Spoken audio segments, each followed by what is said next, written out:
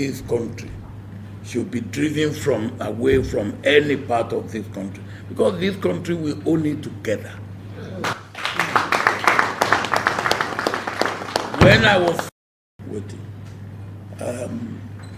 I don't believe that anybody in this country should be driven away from any part of this country, because this country we own it together. When I was fighting for the war of unity in this country, I used IGBOS, Hausa, Yoruba, even though we were fighting against IGBOS, not that you should go, but that you should come. And I used IGBOS to fight IGBOS to come. So if anybody says to me that then somebody should leave any place, now the one way says somebody should leave, now he go leave.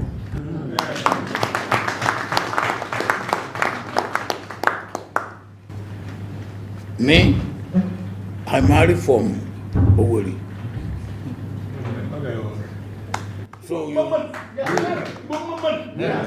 So what are you going to say? The pikin wey Owerri woman born for me, so it no be my own again. So where will you ask him to go? Huh?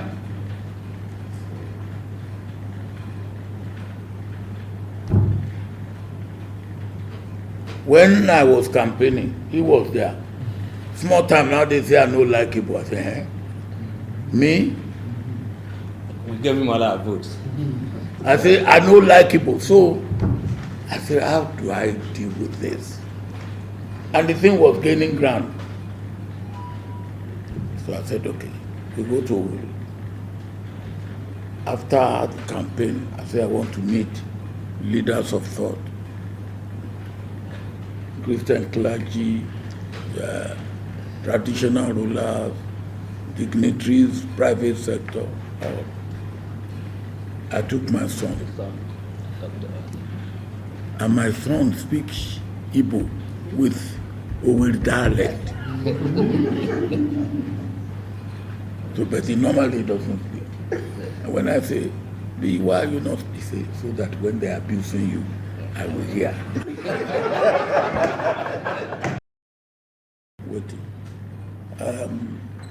I don't believe that anybody in this country should be driven away from any part of this country, because this country we own it together.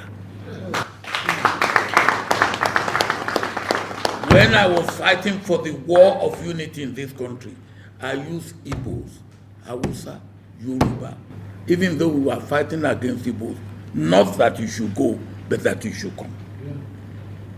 And I used IGBOS to fight IGBOS to come. So if anybody says to me that then somebody should leave any place, now the one way says somebody should leave, now he go leave.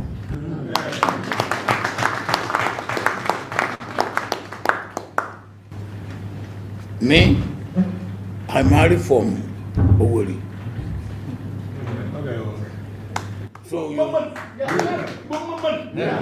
So what are you going to say? The pikin wey Owerri woman born for me, so it no be my own again. So where will you ask him to go? Huh?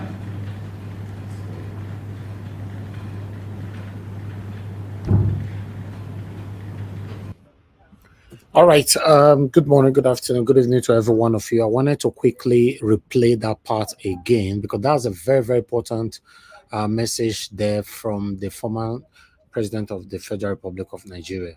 Good morning, good afternoon, good evening to every one of you. Thank you very much. Happy Sunday to you all. Today is Sunday, 18th August, 2024. Mother of all Mommy Diaspora, good evening to you, Mommy. Thank you very much for all you do. I appreciate you always. Thank you very much, Abu Azi. Good evening to you, sir. Thanks for all you do. Madam Patricia, thank you very much. Good evening to you. Thank you very much, Madam Iris Finance, Madam Martina Bassi TV. I appreciate every one of you right there. Peggy Modi, thank you very much.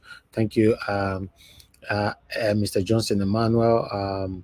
Mike Akinbare, I can see you. I've showcased so many of you already. Sir Godwin, thank you. Marvelous, thank you, thank you, thank you, thank you.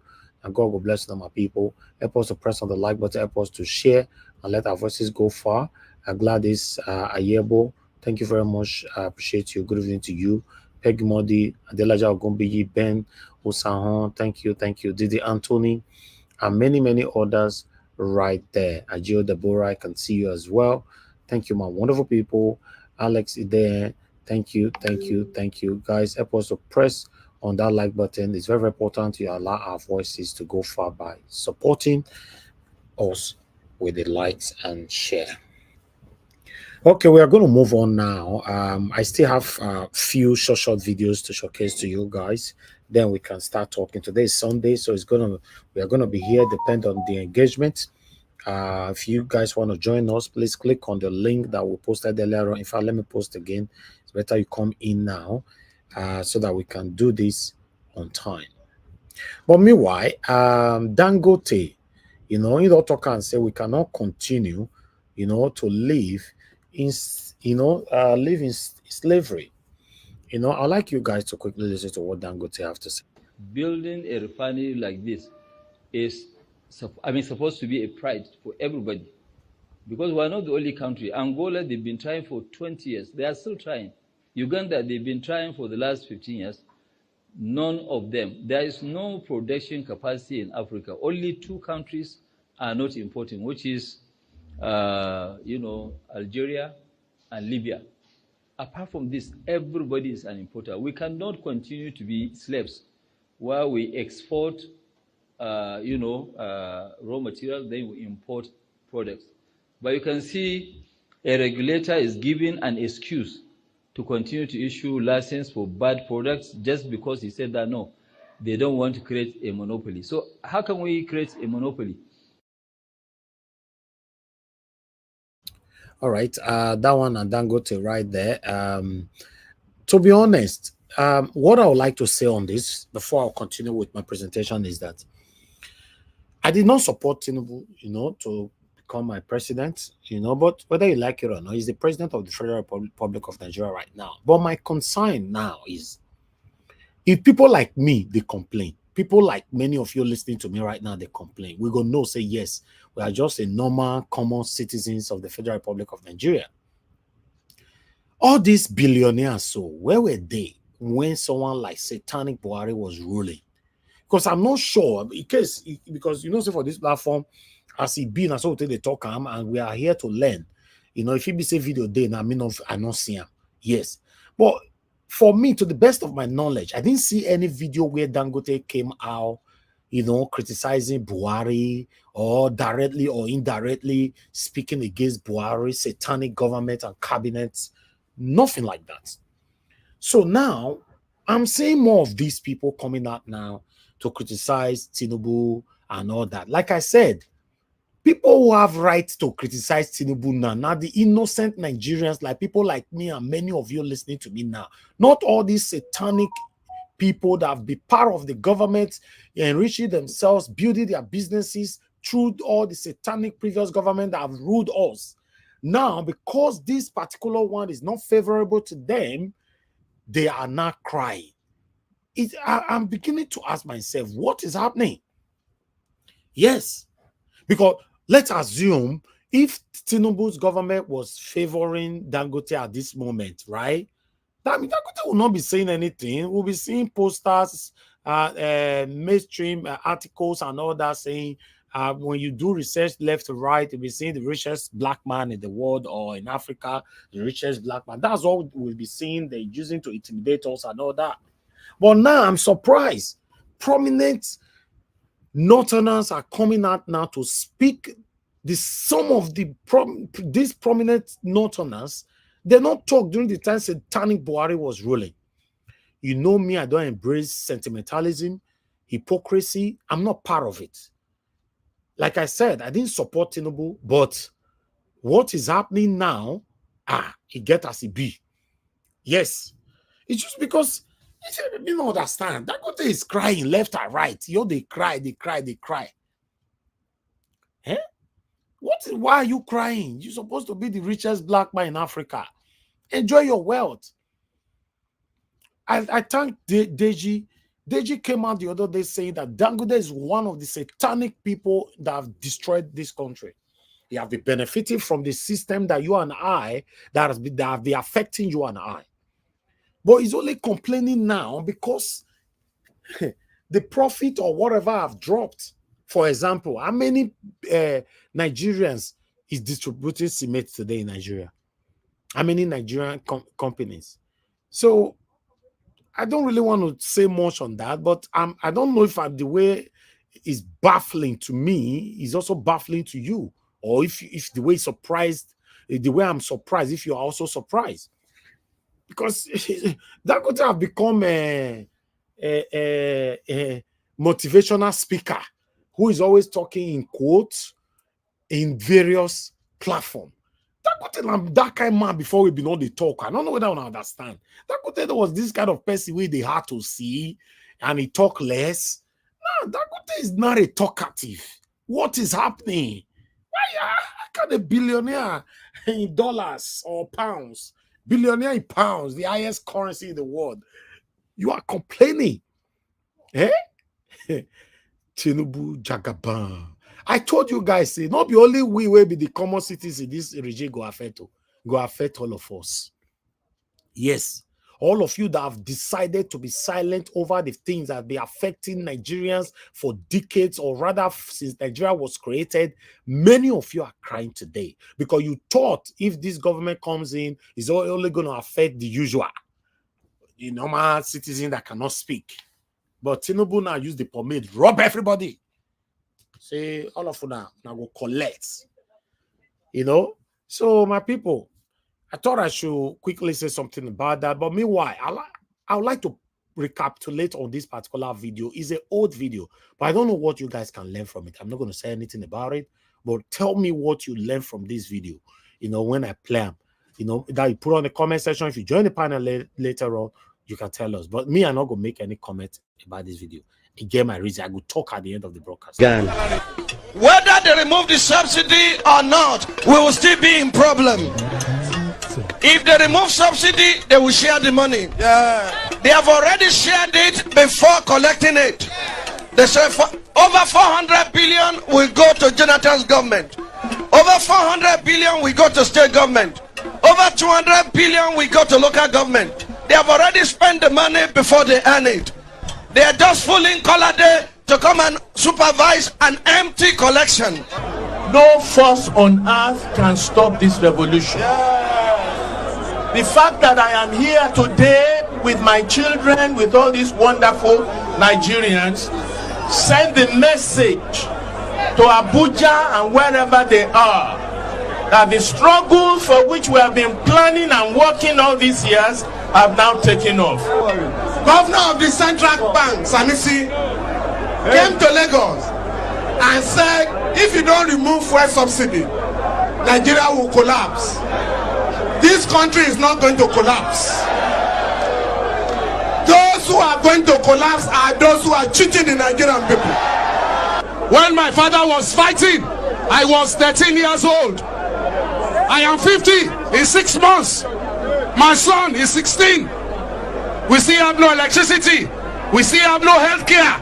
People are poor. People are dying because of 10,000 naira in this country. And people are stealing. The greatest Nigerian. For several hours, the speeches went on. Democracy is government of the people, for the people, by the people. Who are the people of Nigeria? If we have democracy, you must listen to the voice of the people. The government of our country has decided to impoverish us. We have decided to say no. The pump price of petroleum must revert to 65 naira. And if anyone was thinking this was just a one-off, the protesters had this to say about that. By tomorrow, when everybody's coming out, please do come with some mats.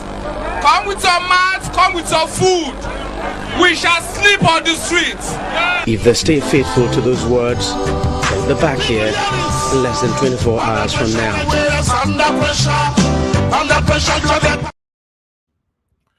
All right. I will be waiting to hear from you guys later on that particular video. As I talked about before, I'm not going to say anything. What I'd like to hear from you. Thank you very much, my people. I appreciate every one of you for your time with us. I'd like to take the articles that I have for you guys here. But meanwhile, yes, I still have another short video here. There's a video that is circulating right now. When I know this pastor called Pastor Jerry, it looks like there's a lot of attack on that man currently, you know, by other pastors directly or indirectly. Listen. When I started ministry, BMA had not become born again. He had not been born again when I started. He was still in Sele. What God cannot do does not exist. It's not the truth. People think I'm jealous of Jerry Eze. Jerry Eze is by far my... It's not about sentiment. It's about knowing what the truth is. I believe in miracles. I believe in healing. But not this RNG that we're seeing today. Are you saying the miracles are RNG? Can't you see most of those crutches are all the same color? They're all brand new. In what world will people come for a crusade and all of them are carrying the same brand of crutches? Why are you asking for tithe? If you read the book of Acts, nobody paid tithe to anybody. Jesus didn't pay tithe. Jesus didn't receive tithe. All the disciples of Jesus had professions. So all of this idea that because God has called you, you must resign your job. I don't know where they're bringing it from because it's not Bible. That I was a master in that gospel. Some of them is my template they are using. Yes, because there are videos of you saying that if you don't pay your tithes, divorce will come for you. I was Baba. So when did this change? Did your format cast? It was a gospel that started by saying men of God should not be poor because God is not poor. And it started making sense. And then we started seeing some men of God raising money and living better. So we also wanted to live better.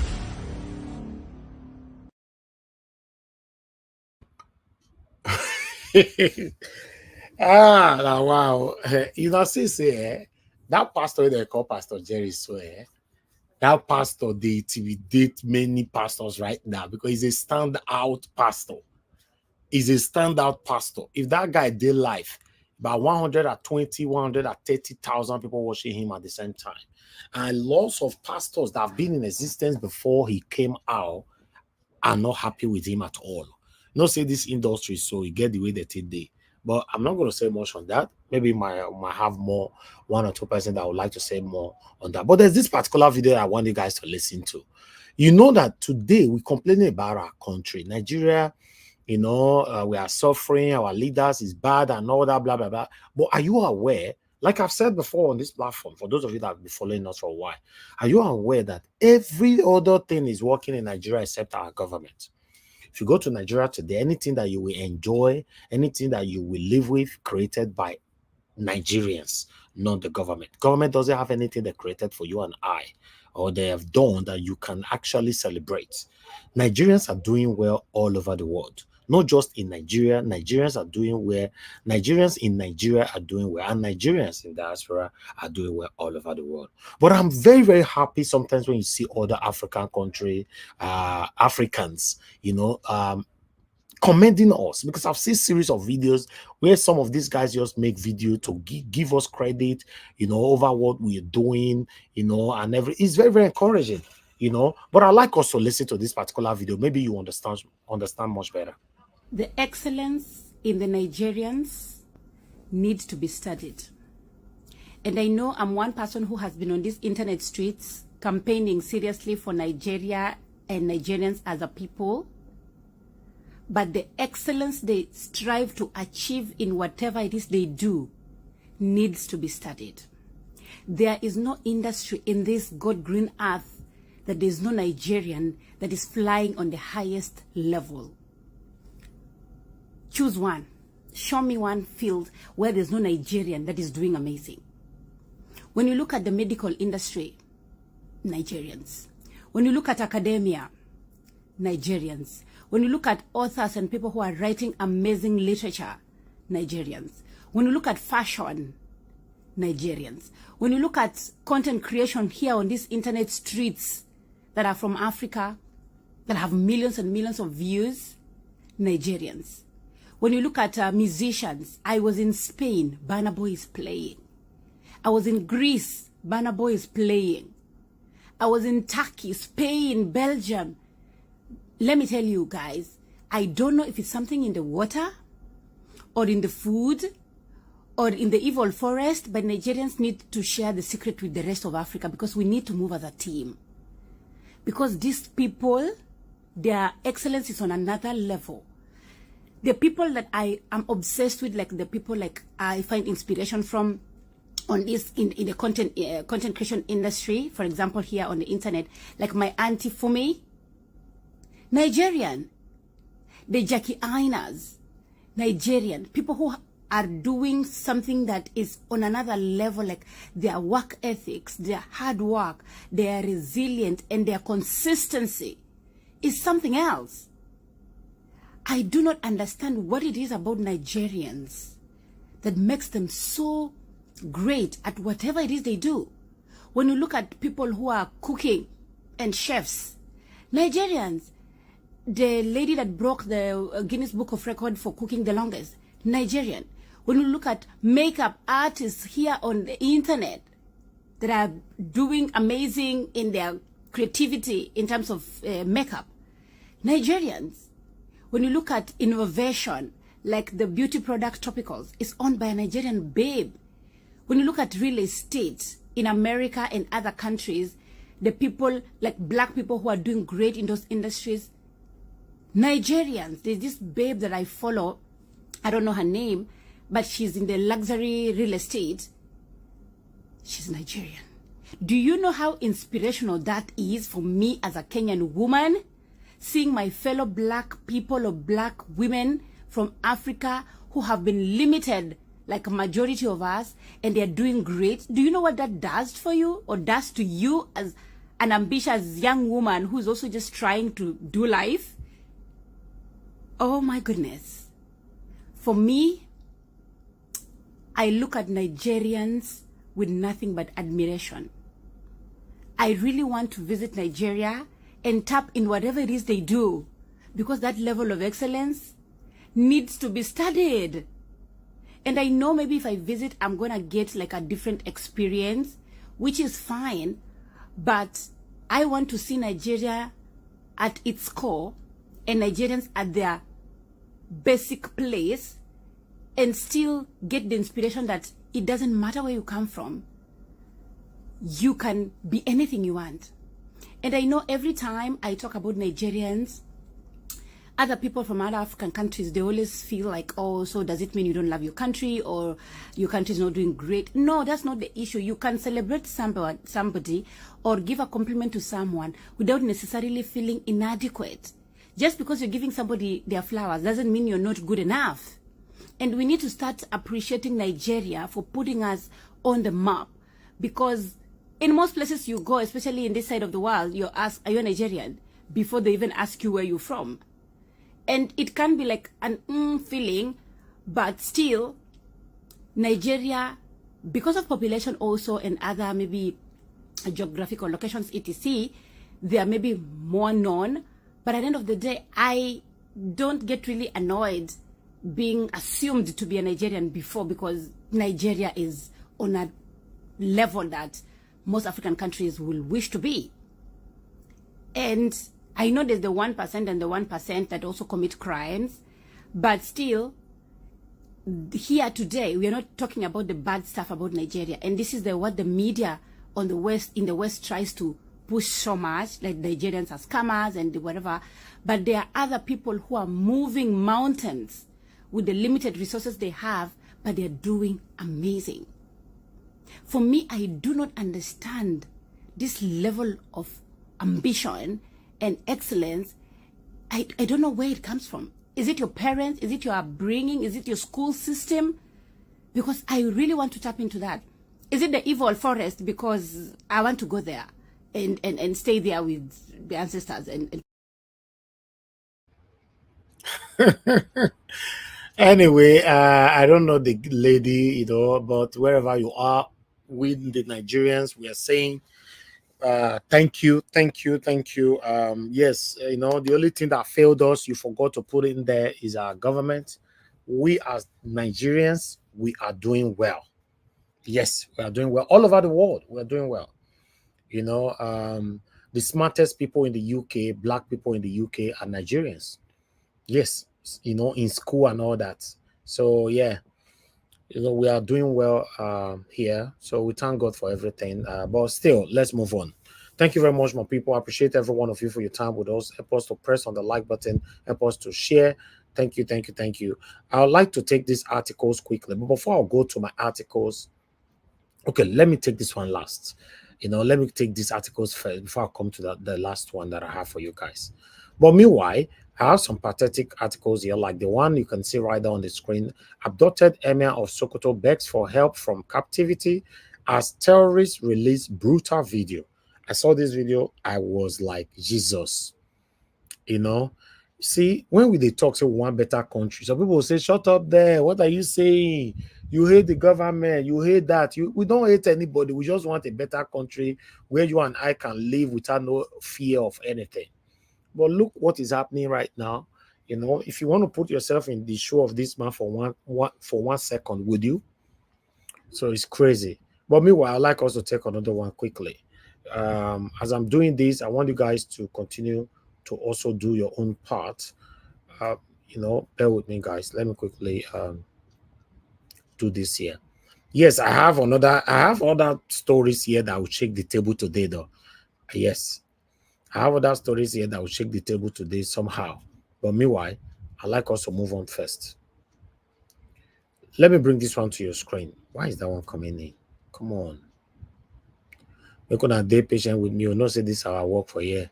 It's still, there's a lot to do. Okay. Yes. The other one here, many quack politicians in Nigeria forcing country into poverty. Ex-governor Donald Duke. Now, talk come out. Former Governor Donald Duke has urged the political class to make concerted efforts to restore the hope and pride of youth in the country, lamenting that a lot of quack are involved in it right now, so they have brought it down to the lowest level. It went on. He talked about so many things, but still, I'll stop right there. For me, I don't like when these kind of people, they talk. But meanwhile, let's move on. Then Omale Sowore does shake table again. Omale Sowore is calling Nigerian youth, rather the students. Sowore calls on Nigerian students to emulate Bangladeshi colleagues in revolting against bad leaders, joining End Bad Governance protest in October. Someone Sowore plan another protest again for October. So the organizers of the recently concluded 10 days nationwide protest in Nigeria had issued an ultimatum to President Bola Tinubu administration, warning that they would relaunch the protest on October 1st if the demands are not fully addressed. Okay. Some of the way they call Sowore, as soon as I'll continue they call them now, because some of the things Sowore they do, we're not going to do one forever. But when they call them, reason why they call them, still I don't know. But meanwhile, I'd like us to move on. Yes, so this one shocked me. This particular one from Premium Times, it shocked me. I'm not gonna read that headline. Police teams reportedly shoot each other after mistaking themselves for IPOB members. But I'm sorry to say they laugh, but no, what happen? How? I don't understand. Let me take that headline again. Because I digest, I understand this headline. I don't understand. Police teams reportedly shoot each other after mistaking themselves for IPOB members. How? I don't go read further, but maybe some of you understand what it still mean. I know say for this platform. Voila. All right, thank you, Madam Patricia. I can see you. Thank you. All right, let me bring another one to your screen quickly. Then we have this one there. Over 1,000 Nigerians in detention for protesting against Tinubu's harsh economic policies, Amnesty International reveal. Over 1,000 people, now they are arrested for that last protest. According to Amnesty International. Wow. Over 1,000 Nigerians protesting against President Bola Tinubu's government have been remanded in prison custody in a nationwide crackdown on end bad governance protesters, says Amnesty International. I would have loved to read this one, to be honest, but we'll just move on because of time. To be honest, I really I read my read down, but more novel because of time. I read this one, you know. In a statement on Saturday, the human rights organization raised the alarm over Nigerian authorities' crackdown on protesters. Unquote, the Nigerian authorities are escalating crackdown on peaceful protesters against hunger and corruption. Over 1,000 people have been remanded nationwide, Amnesty International stated. It added, unquote, today 441 people were arraigned in Kano in what is set out to be an unfair trial based on trumped up charges. The right organization called for an immediate and unconditional release of all those arrested for exercising their right to peaceful assembly. It's crazy. It's crazy. Meanwhile, let me take another one here. Well, I'm not worried. Was this better? Another like 15 minutes for here? No, 10 minutes for this, which I ought to take. So, you know, how Nigerian Chief Justice Kayode Ariwola appointed son, daughter, in-law as judges, brother as NGC auditor Odi Kalo. Okay. Who carried this one? So Sarah Reporter, I carried this one. Then I have another one for you. Bear with me. Just to do your part as I do my part for you. The press on the like button, they help us to share. You know, someone should press on the dollar sign as well. Buy me a coffee. I'll appreciate that. This is coming from Vanguard. Protest. Young people cannot and should not be patient. Archbishop Onaikan Abemona, allow me make I take one or two paragraphs from this. In a nation grappling with protest and authenticity, the voice of its youth are growing louder, demanding change and action from those in power. As the world marked International Youth Day last week, calls for reform have intensified and spotlight on Nigerian young people to shape the country's future. Sunday Vanguard sat down with a respected voice of wisdom, Emeritus Archbishop of Abuja, Cardinal John Onyeika, to gain insight into the role of young people in driving change and the responsibilities of leaders to empower them. I'll leave that one. I'll just leave that one right there. But meanwhile, okay, that's all I have for you guys in terms of articles, you know. But I still have another one here. I went all the way down to Twitter and I saw what is happening. To be honest, they say Igbo people, some Igbo people, let me say, they insult my monarch, Oba of Benin. To be honest, I don't hear about this thing. You know. Say people, they insult my monarch. You know, I noticed that people were sending it to me and all that for the past couple of days. Today, nice. As I say for Twitter, I can't say, what did they happen? Tito, as I still they talk, so I don't know why they insult my monarch or what did they happen for those things. I still never know. I only saw that Reno Mokri have responded, you know, sending it left a tweet for Peter Obi. I would like somebody to come in later. Why? What is happening? Because I also saw a video this evening from somebody. That video is horrific. I could not bring it here.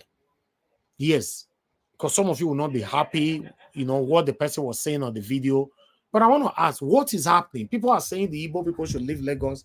Why some of the Igbo people are fighting the Edo people? What is happening? According to what they are saying, for me, I don't know what happened. That be the situation right now. If now we wrong or the Igbo wrong, but according to all the headlines, is the Igbo people fighting the Edo people. Why? What is happening? I really want somebody, to be honest, I really want to be educated on this today. I don't know why I want to ask what did they happen. Even the articles that I saw, everybody just going directly into the middle. But what did happen? I don't know. But meanwhile, Reno don't talk comments. Reno left that one right there. It's very, very tiny though. You know, you guys can't see it, but I would like to take it from here if I still have it. I don't have it here anymore. Hey, Allah, I only uploaded it to the software, and to see this one will be very difficult for me. Hold on, guys. Let me go read it from somewhere else. I can't see it. It's too tiny. Although I see I'm sure, but I know I want to strain my eye. You know, but let me look for it. I'll find it shortly. Where is Reno? Huh? Voila. Make I just hold on, my people, because this thing I suppose I don't know, say is this tiny. I need to have it big on my side so that this can be okay. Be like I don't see Abby. No, I don't see him. Please bear with me, guys. We're almost there. I'll soon see him. You know. Where Reno now? Reno, where you dey? Because the guy get down for a distance. Okay, let me stream. Make I try and read that one. Okay, please, if you can, please. Okay, from Reno. Good evening. Anyway, from Reno, it says 2 weeks ago, unknown gunmen killed 4 police officers in Imo. Peter Obi has not condemned that incident till today. The next day, IPOB claimed responsibility for the killing, but Obi still did not condemn the killing or IPOB. Then, unknown gunmen killed 7 traditional rulers in Imo 5 days later, and Obi still has not condemned it. Next, unknown gunmen murdered 5 people in Anambra. Obi still said nothing. Obi has ignored all these deaths till today. Total radio silent. But yesterday, a commissioner from Anambra was adopted in Edo State, and Peter Obi immediately shouted. Do you not see the pattern? If it occurs in Igbo land, Obi will shop and clean mouth. But if it happens outside the southeast, Obi will dance naked in the streets. In the same Edo State, his supporters insulted the Oba of Benin. Has Peter Obi condemned it as he condemned the adoption of the commissioner from Anambra? Is this not proof that Peter Obi is too parochial to be the president of Nigeria? A man who loves only members of his ethnic group cannot treat all Nigerians as one. That's it. Thank you very much, Mother Patricia. God bless you. Thank you for that. But later on, I'll find it somewhere. But I'm happy that you took that. Thank you so much. So now wait till Reno they talk with that. And this thing have went viral. A lot of people have responded, lambasted on Reno, and also they're also lambasted on Peter Obi. We need to be fair. I thought I should bring them here. So I would like us to take it from here. Let me take people's reactions before we'll take it. You can see Yakub Tijani said how he managed to deceive some people with his pretentious lifestyle is what baffles me. Peter Obi deceived people with his pretentious lifestyle. So what will Lena say with the people that have actually ruled us as in a top seat in this country? But meanwhile, let's move on. I have Theophilus. Is Peter Obi the only Easterner? Must he be the only one to condemn whatever happened in the region? This man has suffered too much in your hand. Please, it is becoming irritating. Then I have another person here, Anita. The insult you wanted to rain on Peter Obi won't help the economy. Peter Obi is not holding any political position. Direct your grievance to the government in power. Then I have this one here. Another tiny. Okay, I can read this one though. Let me remove this thing from here so I can see everything. Okay. This one is coming for Candid Truth. People are being kidnapped and killed in the East on a daily basis. Why did Peter Obi not drawing attention to that? Question. Why is he always talking about the disaster happening elsewhere and ignoring the ones in his own region? Do you know why? It is because he's a bigot, sectional, and selfish leader. Peter Obi believes Nnamdi Kanu and Simon Ekpa, who are ordering the killing and kidnapping of people in the East, are freedom fighters and must never be disturbed, while those responsible for the kidnapping and killing in other parts of the country are criminals. That must be punished by the government. He failed the test of the national leadership by not seeing insecurity as a national problem. As far as Obi is concerned, all criminals in the East are freedom fighters, but all criminals in other parts of the country are criminals. Wow. Now, wow. In Benin language, as in Nemoela, you know what it be as in Nemoela? It means that no matter what, there's one particular person where they go rain. Even though the person they sleep, people will focus on this person. Anyway, let me move on. I don't want to run under my shadow. Then this person is also saying, Mark Carnegie is saying, Mr. Reno, if you have anything against this man, just be specific and stop expecting him to talk on any news you hear on the internet or any news at all in the Southeast and South-South region. Concentrate on your politicians. Peter Obi is not a political tool like you.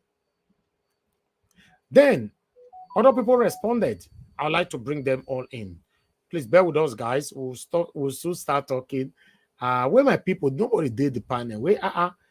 When they watch from distance, make una come the panel, let's talk. But meanwhile, I have another one here that I would like to quickly take. Okay, let me upload them here for you.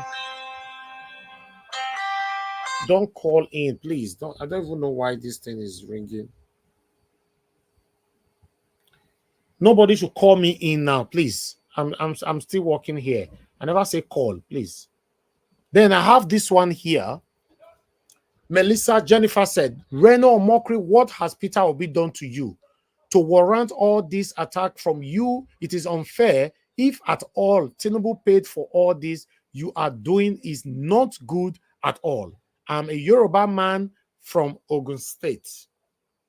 Why this one is there? Peter Iweke said, Reno Omokri, aren't you tired of all this gaslighting, half-truth, and outright lies? Is Peter Obi the Tinubu-led federal government that is in charge of the protection of lives and properties in this nation? Question. I honestly expected you to call on your friend Tinubu to revamp our security. While I have another person here, son of God, how many pictures of Peter Obi do you have in your phone? I believe you wouldn't know because you must have a folder for all these pictures of him, even his throwback pictures and videos. This man must be your role model, because what will I be doing with so many pictures of my fellow man? While I have this one here as well. Ambassador Olajide, a man who loves only members of his ethnic group, cannot treat all Nigerians as one. Reno Omokri. And I talk that one. I believe he's quoting Reno Omokri. Actions speak louder than voice. Only patriotic and concerned Nigerians will know, understand, and relate well with your views on Peter Obi's one-sided reactions. That is it right there. Then I have the last batch to go. Bear with us, guys. Before we start talking, it's better I present them properly for everyone. Then I have this last batch, which is about 4 left, 4 responses. Okay. Mr. Dubis, I can't see your face, so now your shirt I see. If you put camera on, we want to see your face before I let you in. Okay, I can see you now. Thank you, sir. Okay, let me put this in. Henry Ogoshuku said, Oga, Peter is never your problem, neither Southeast. So stop this, your balabin, and channel your energy in a productive Nigeria. Then, Yusuf Idris, Bini and Igbos are family, let leave them. They are just playing hide and seek. They soon release him. Okay. Oh, is it because they kidnapped somebody there? I still really want to get this anyway, but let me take this. This name is hard to pronounce, Ozeru Babel or something like that.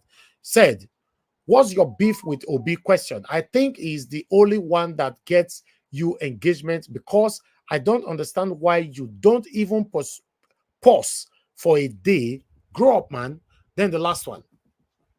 This one is coming from Grateful Hearts. Reno, stop spewing lies and unverified infos about Imo State.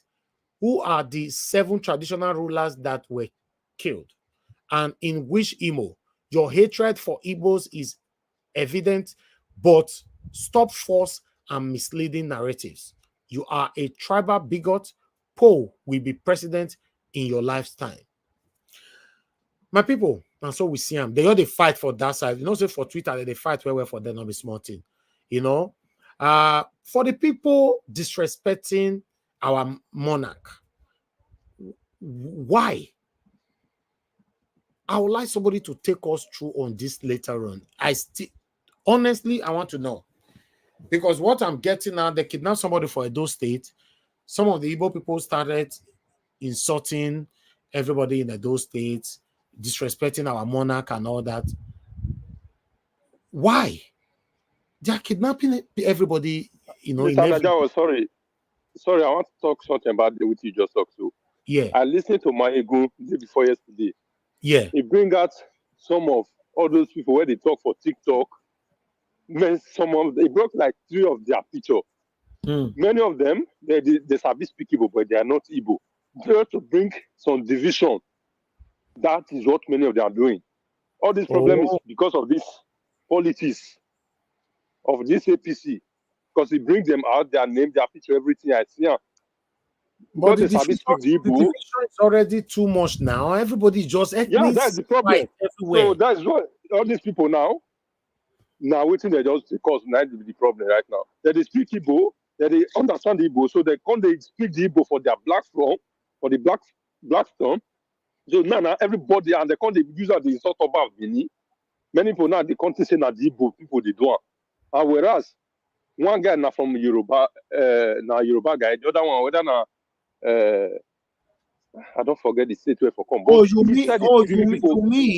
mean the people that is doing this thing are not actually Igbo people? No, it's just that they know how to speak Igbo. Hey, Oga Dubisi, please, your door, mute yourself, please. Go ahead, sir. The problem is that they know how to speak Igbo. So they can't use that advantage. They insult the Oba Bini, they insult those people for that black form, for TikTok.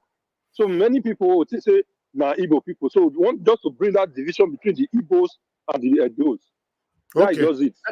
Let's move on. Thank you very much, sir. I'd like to take some calls right now. Madam Patricia, you wanted to say something?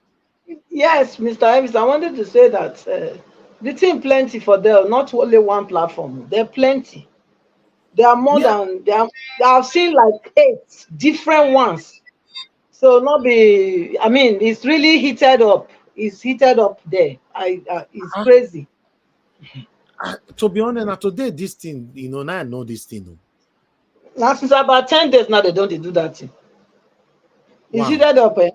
Yeah. Okay, let me take some calls. Thank you very much, Mr. Shimize. Thanks for calling in. Please, I'd like you to talk to us, sir. Good evening, morning. Thank you, sir. I can't talk. I just say let me call you.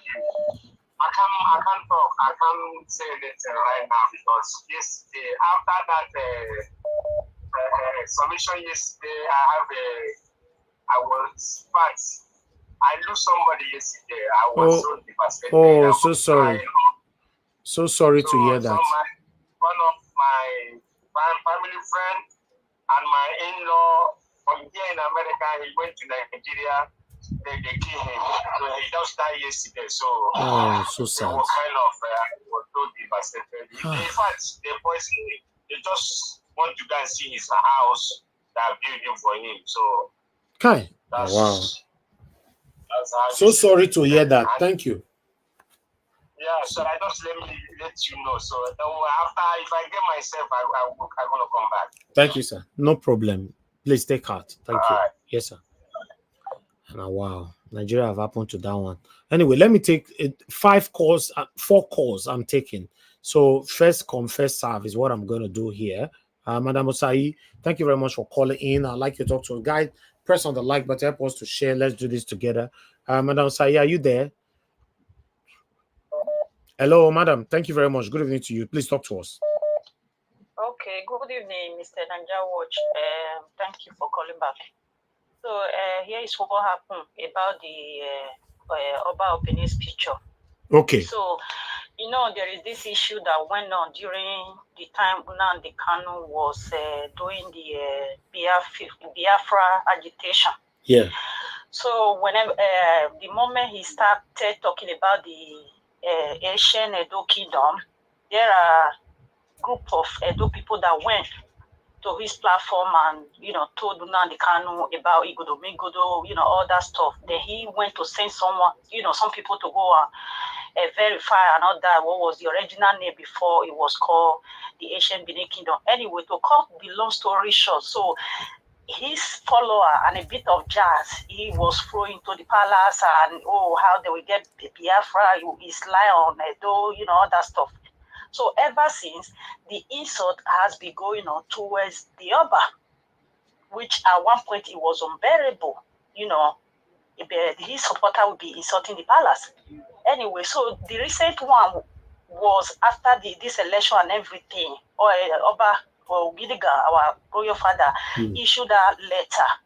You know, protest. If you must protest to bear with Tinubu, or if you must protest, let it be peaceful and all that. Yeah. You remember, he also went to Lagos and told the Lagos state governor that, you know, Lagos was founded by Benin in ancient time and all that stuff. Yeah. So he has been getting insult on both sides.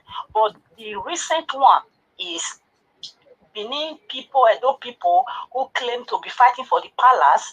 They are throwing back and forth with the Biafran people on TikTok. Then the major one was, as soon as they all finished their live video, they were celebrating one person called Quincy. Then they put Oba's picture on their profile in solidarity because they did that second time announcement that they are going to take Oba Benin to court. So they put Oba picture on their profile. So that now provoked some certain Biafra supporter. Why are they doing it? So they started insulting the Oba. Then the Benin people now went to change their to put some Nnamdi Kanu picture like he was hanging or something like that. Then all the Biafra supporters, they now went to change Oba picture as well to how they want it. So that is what sparked the whole thing. So it has been over. Okay, that means this whole thing. So that means this whole thing is happening on TikTok more than any other social media platform. On TikTok, it went viral on TikTok on both sides. Oh, okay. The Benin people are not backing down. The Biafra people are not backing down. Now they even went extreme. They are informing South Africa, whatever. They are throwing, when I mean insult, when I saw the picture, I did it. Some people, not just for ordinary Benin person like me, even Igbo people who are born and raised or have had a relationship with Benin people, they couldn't sleep for 3 days because how could a group of people do this to Oba of Benin that we all respect so much? Oba of Benin is not a politician. Then their argument is, if you respect your Oba so much, it's exactly the same way we respect Nnamdi Kanu so much. Then the Benin people are not saying, no, you can't compare because Nnamdi Kanu is not a priest. It's just back and forth, to the extent it has went viral. When I mean viral, it went viral. I almost going to send you. That is why I hasn't called for the past 3 or 4 days now. I have all the recording. But there was someone spoke before, said it was not Igbo people. It was about 2 or 3 persons that was not an Igbo person, but they speak Igbo. But majority of these are done by Igbo Biafras. Okay. So the claim people are making online that it's not an Igbo persons or people, that is completely lie. I got the screen recording. They are all Igbos. They are all Biafrans. So they are when they did when I mean people cross line this time, they cross line to the extent there are a group of Benin people are not saying Peter Obi is cancelled. That is where Reno mockery is not coming from. Like you have this huge supporter. Benin people love Igbo people. You have this huge supporter from Benin people. How can you keep quiet when they disrespect their royal father? So that is what is going on. Oh wow! Thank you very much, ma. Thank you for that All right. information. Thank you, ma. Yes, ma. Wow. Let me take other call here. Thank you very much, Oga. Thanks for calling. Good evening to you. Talk to us. Hello. Hello, Niger Wash. Good evening to you, sir. Please talk to us. I greet everyone.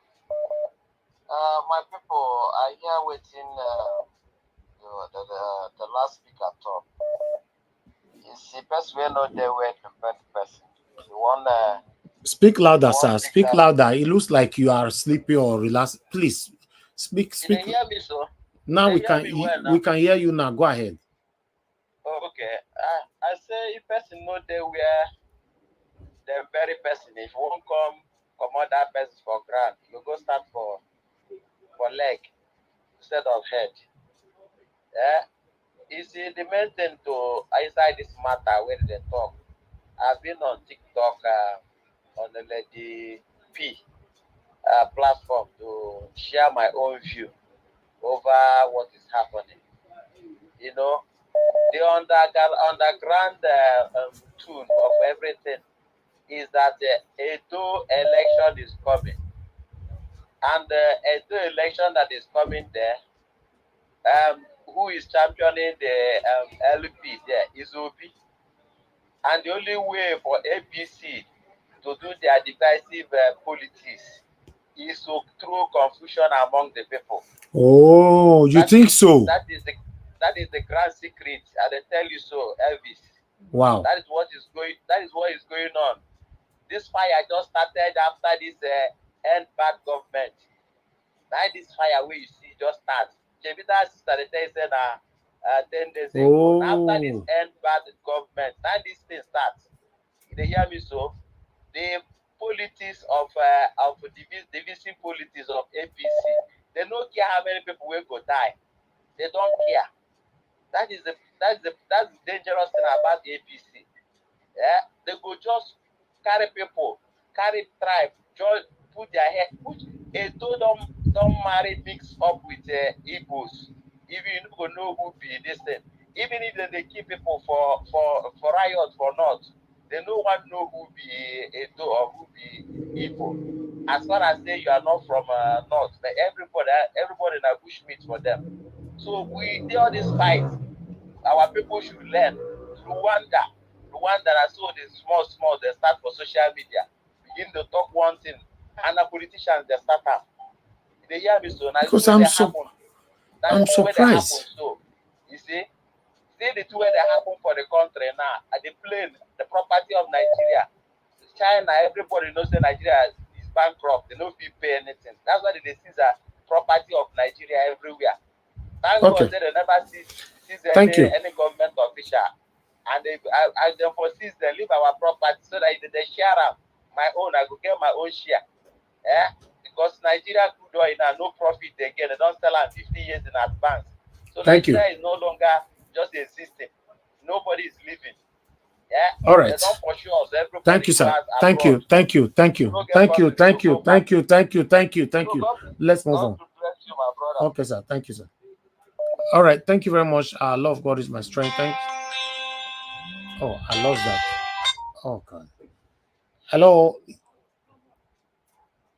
Hello. Yeah, good evening to you. Your name and where you calling from? Off your gadget, please. Okay. My name is Sir Paul Uche, and I'm calling from the United States. The reason I'm calling is because I listened to this lady that said that Igbos are the ones that were saying those things. Please, watch Mayogun. Mayogun, everybody knows the Yoruba guy. I love Mayogun. believe me, Margo has himself investigated this matter and is exposing those people that are making these videos, that are saying all these things. They're just trying to knock Igbo people with the Igbo people's head, which you know. The Igbo people were the biggest supporters of POB, and actually the obedience started from Edo State. I mean, just see, can't you see what they are doing? Can't you just see it and see that these people are just so. I mean, I don't have anything against you because I have a sister that married a Yoruba man, and I have nephews that are Yoruba, you know. So, but I can tell you, this thing actually is very saddening. It's very, very saddening that some people, not all Yoruba people, very few of them are doing these things and they're making it look like trying to purify people. What's all this? Why are they doing this? You know, I just don't understand. Okay, thank you. Yes. Thank you, sir. Thank you very much, sir. Thank you. Okay, let me take another call. Madam Origin, thank you very much. Madam Origin, hello. Hello, Mr. Nigeria. Thank you, ma'am. Good evening to you. I greet everyone. Please talk to us. I'm so outraged. I am so outraged. Like the other man said, these people don't care how many people they expose to be destroyed. Delta, Benin, I don't even know how some people can sit down and cook this evil. Edo, Benin, and Igbos are not going to fight by God's grace. After all, as we are speaking, Obasanjo said to us, I used Igbos to kill Igbos. By the time they started what they did in 1966, they convinced Ifere people that speak Igbo. They convinced Delta Igbo that speak Igbo that they are not Igbos. What can't these people do? And I keep asking, who is this quagmire? Who is gaining from this quagmire? Who is gaining from this evil? Is it the people? Did you people get, how much have you been getting from this government?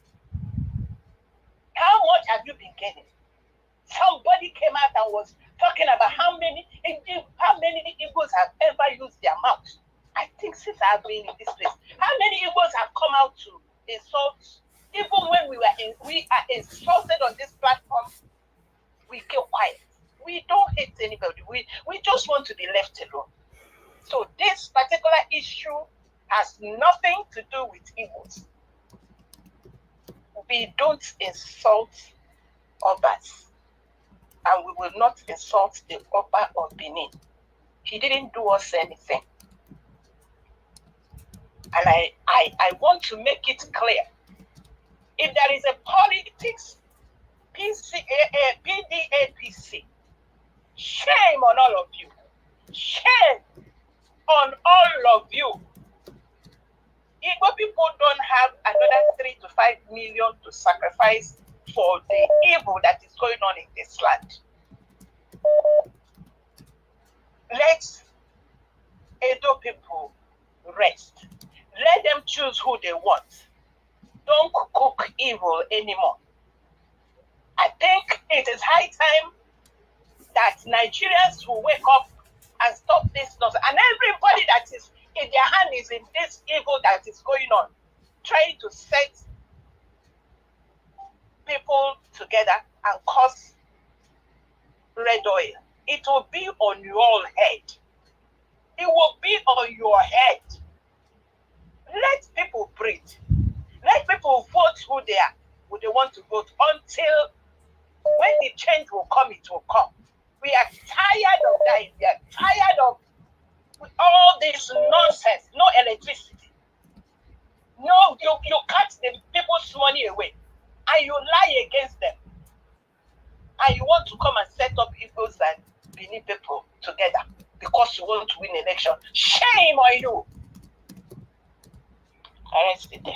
Thank you, man. Thank you very much. Thank you. All right. Love God is my strength. Thank you, man. Hello. Good evening to you, man. Please talk to us.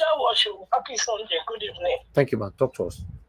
Good evening to you. Yeah. Good evening, everyone. Happy Sunday. Mommy Diaspora and everyone that's out there on the panel and those who listen. Thank you.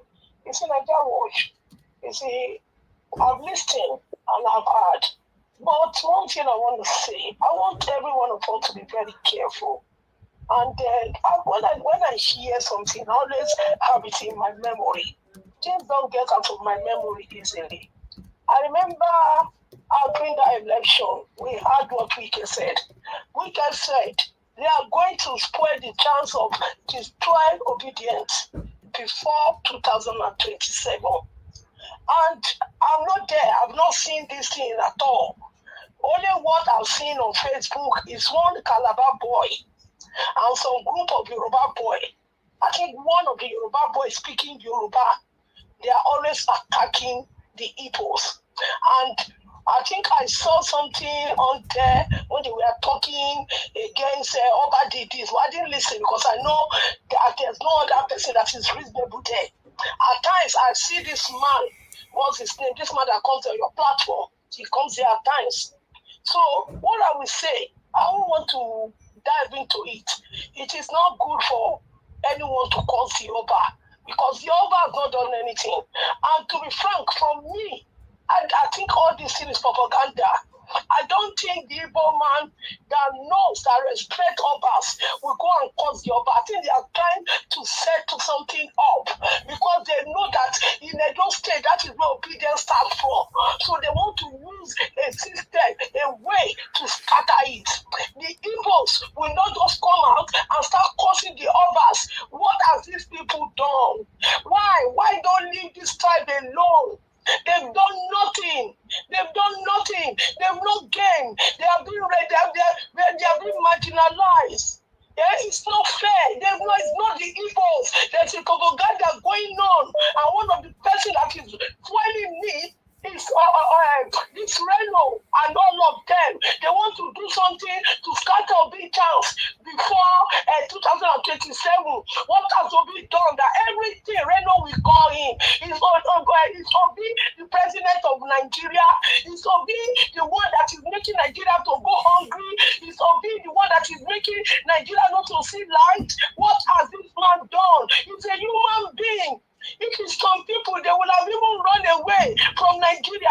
But this man is still there. They should leave this man alone. He's got his family. He's got his children. Please, they should leave Obi alone. The Igbos, they should leave them alone. It's not right. They are human beings. Okay. They have a right to be in Nigeria. Thank you, my brother. Thank you very much, man. Thank you so much. Thank you. Yeah. Okay, just last call. The last call. Let me see who's going to be the lucky person. I'm taking the last call and I'm done.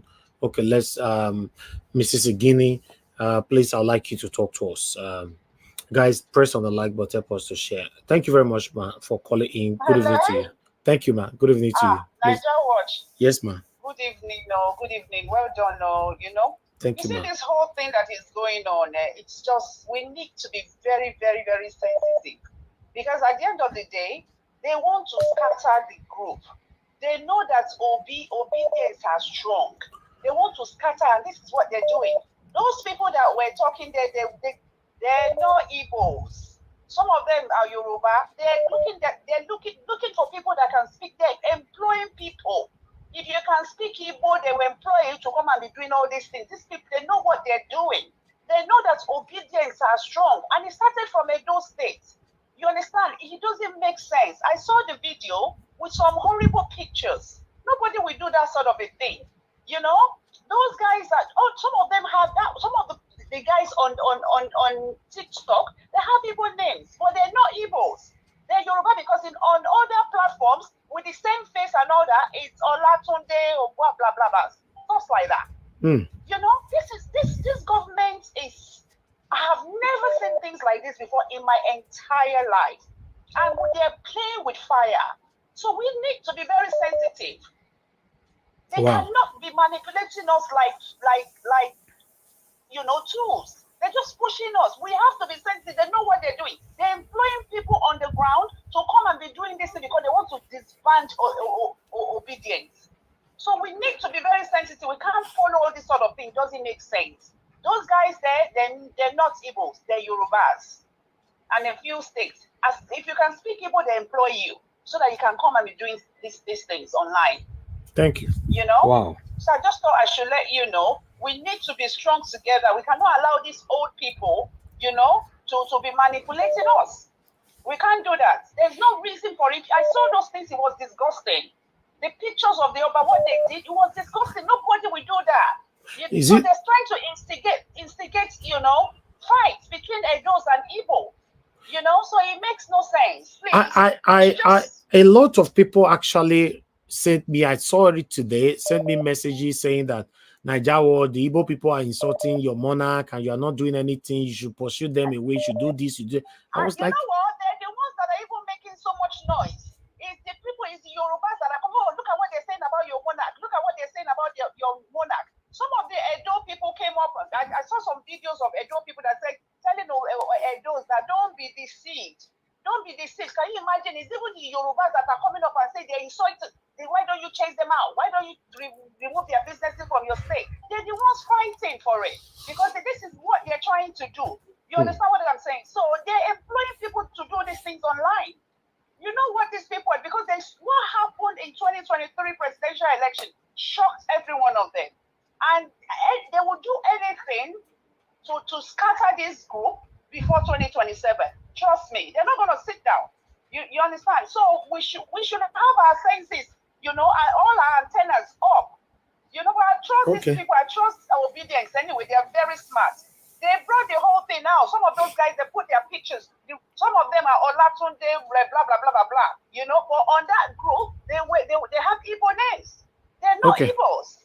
You understand what I'm saying? So we should just keep ourselves together and be strong and don't allow these old people to fool us. Thank you.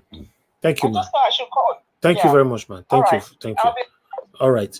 I would like to quickly, I can see Mama trying to call in, Madam Obe Ashko. So I'm returning your call, man, so that you can quickly speak to us. Thank you very much, man. I got your missed call. Please talk to us. Hello. Okay, she has not picked. Hello, can you hear me, man? Thank you, man.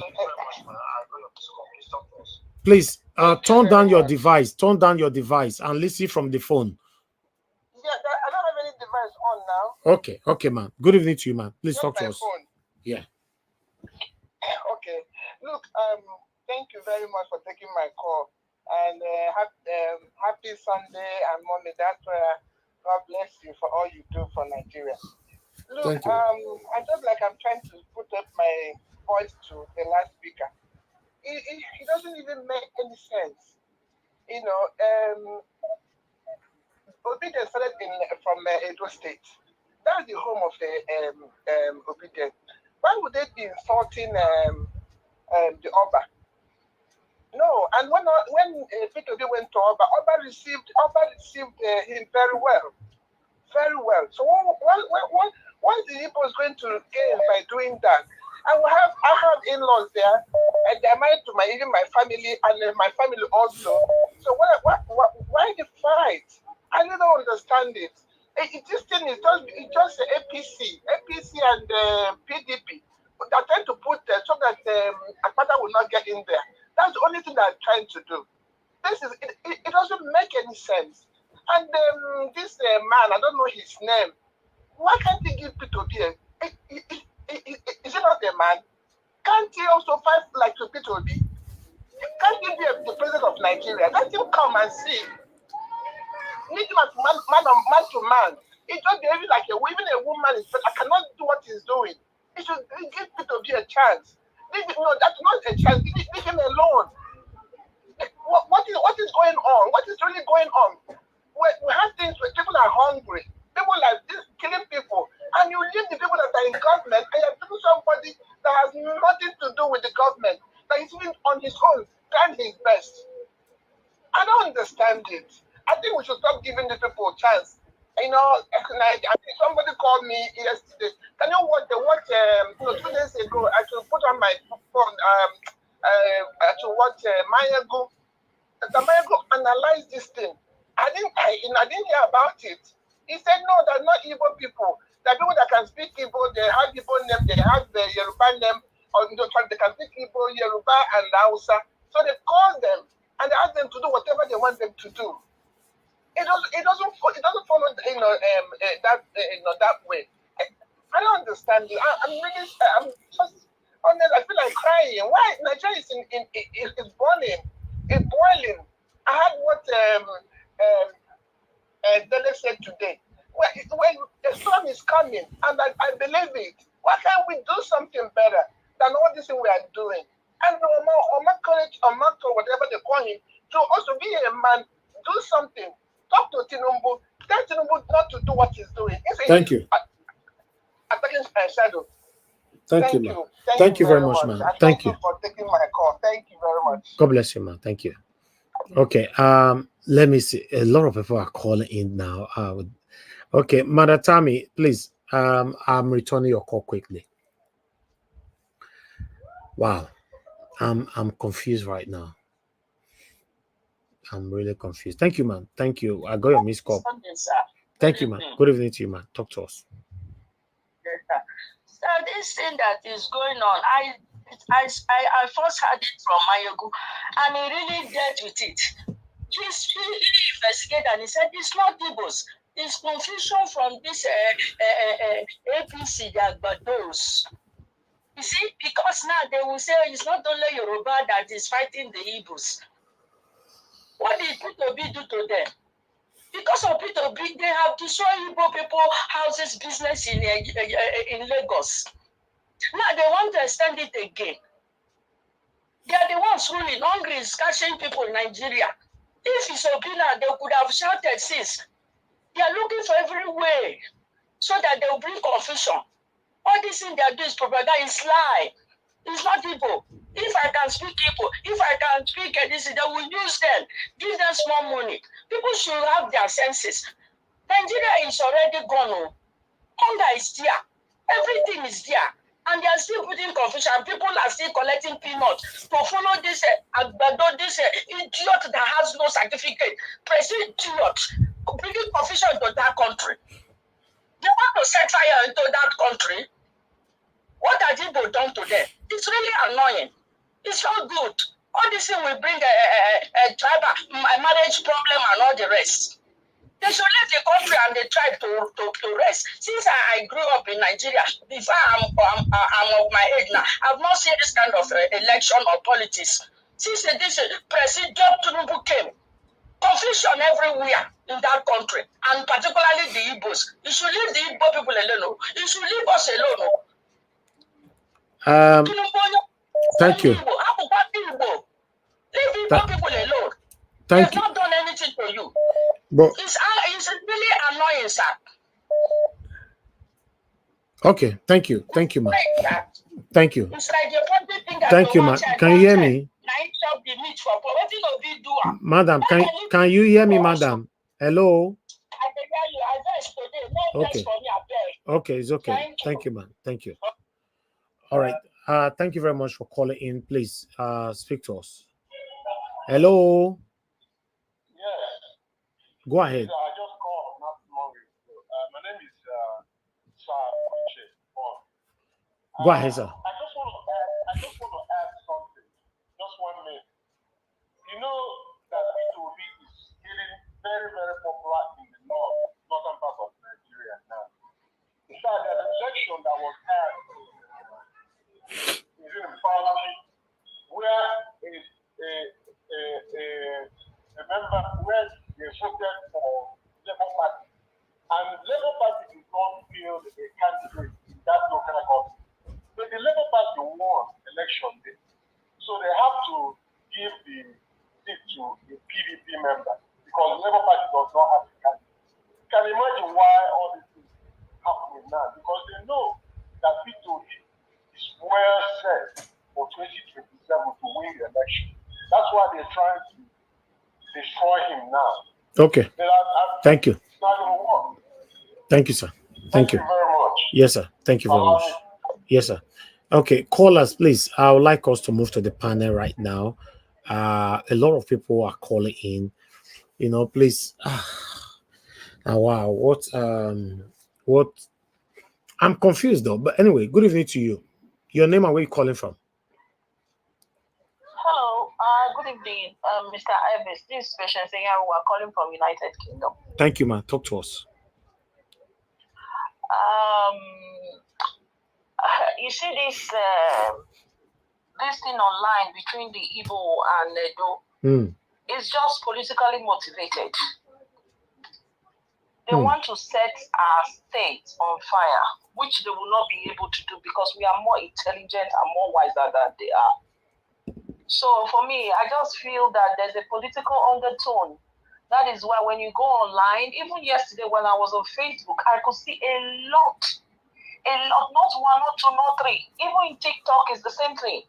You know, they were insulting themselves and not our palace. You know, I just want to add a voice to this, that all of those, we should be wise enough to know that whatever it is that is happening now, even though like the first caller said, she was explaining the reason for this, but those things she was saying, they are already past. They don't warrant this. So logically, my opinion is just that it's politically motivated. Why is it that this thing has not been, why is it that it didn't happen at the middle of August? Why is it that it did not happen at the beginning of August? Why didn't it happen in June or July? Why now, just few weeks to Edo State election? So I just feel that is the main reason in order for them to disrupt that election. But it will not happen. You know, that will not happen. So I just wanted to add my voice to that. Thank you. Thank you very much, man. God bless you, man. Thank you. Thank you, man. And you too. Okay, callers, please. I would like us to quickly let me come back to you guys. I can see a lot of people want to speak on this topic. Although I did come on air because of this topic, though. You know, I just wanted to reference it in because me no hear this thing. Although I know this, I know they go TikTok. I get platform for TikTok. I have over 10,000 followers there or so, but I don't go there. I have someone that is managing it. The only place where if you want to find me, neither Instagram, YouTube, or Twitter, finish X. You know, even Facebook, you don't see me there. You know, I have platform on Facebook with over 1 million followers there. I'm not there. I have people who manages these things. You know, so oh no, calling back again. Can I? Hello, madam. You please go ahead. Say what you want to say within 1 minute, please. Thank you. Okay. Thank you. Yes, just a quick background to, you know, because there are layers to all this. I just want to bring your memory back to, there is something going on in those states. It's called ASAM focus on ASAM or ASAM focus, ASAM first, something like that. Like they want to create a state. ASAM want to, you know, separate from whatever that is, right?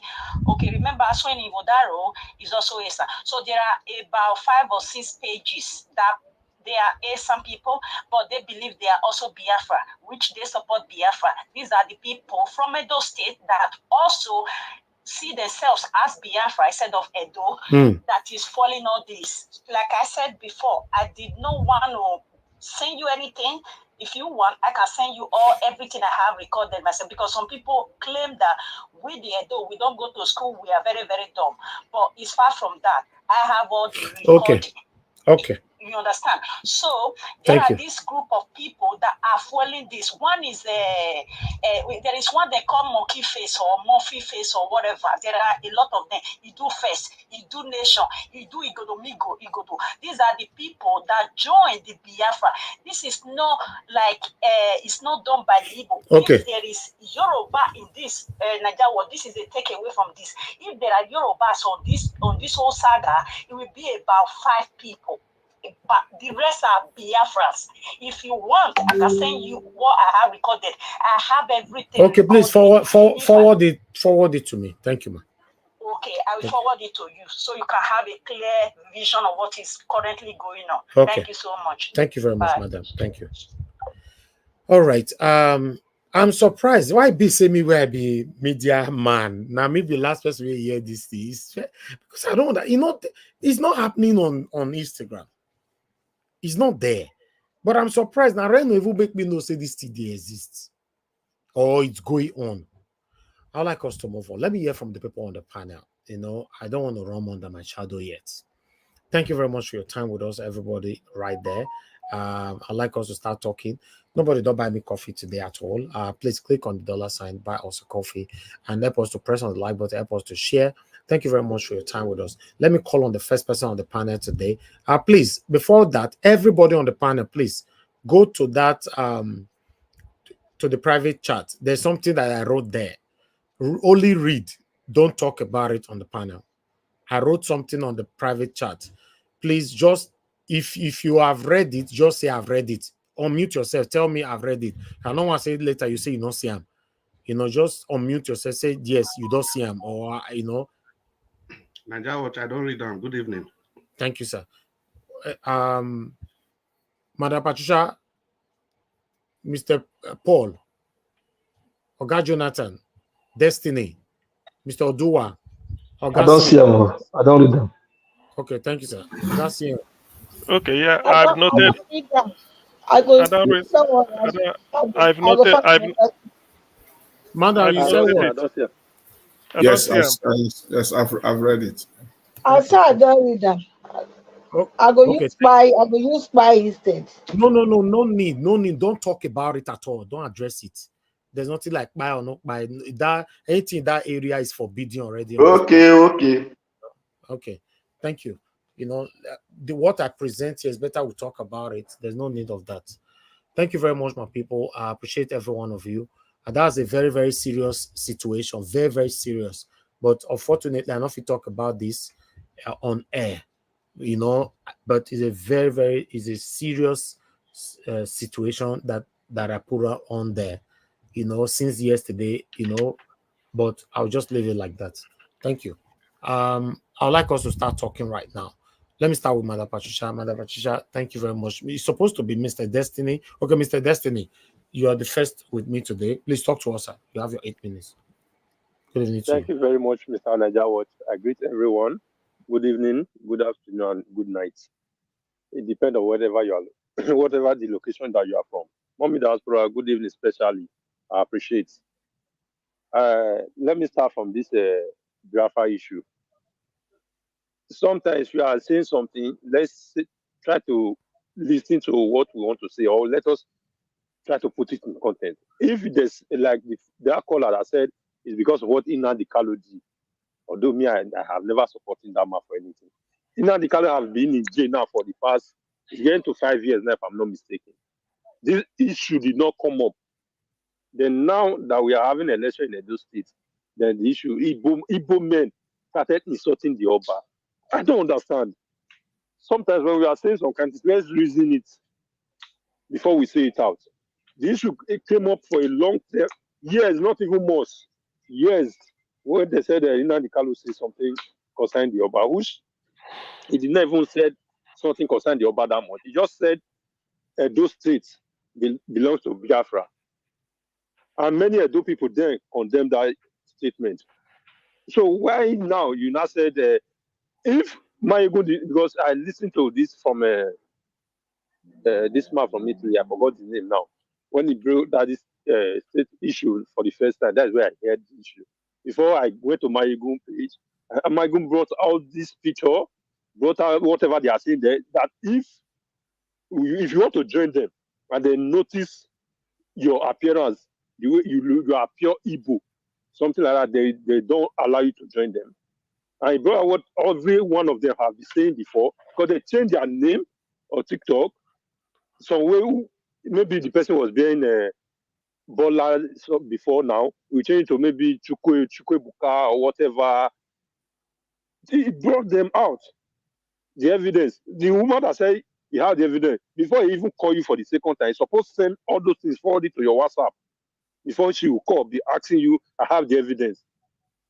So let's not, because some of us here, that are Igbos, we have some link to Edo, even if we are not born there, whatever. Maybe we live there for some time, do business there before we left, one or two. We have never had any issue with Edo people.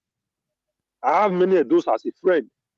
So no, let these people, because of politics, I don't even know where this, I don't understand where this APC just came from. Want to divide the country because of just to rule people. We want to use everybody's head because of election. And if they are even campaigning, they cannot even tell people, oh, this is what I will do for you. Or what they want is just to division, just to destroy the country.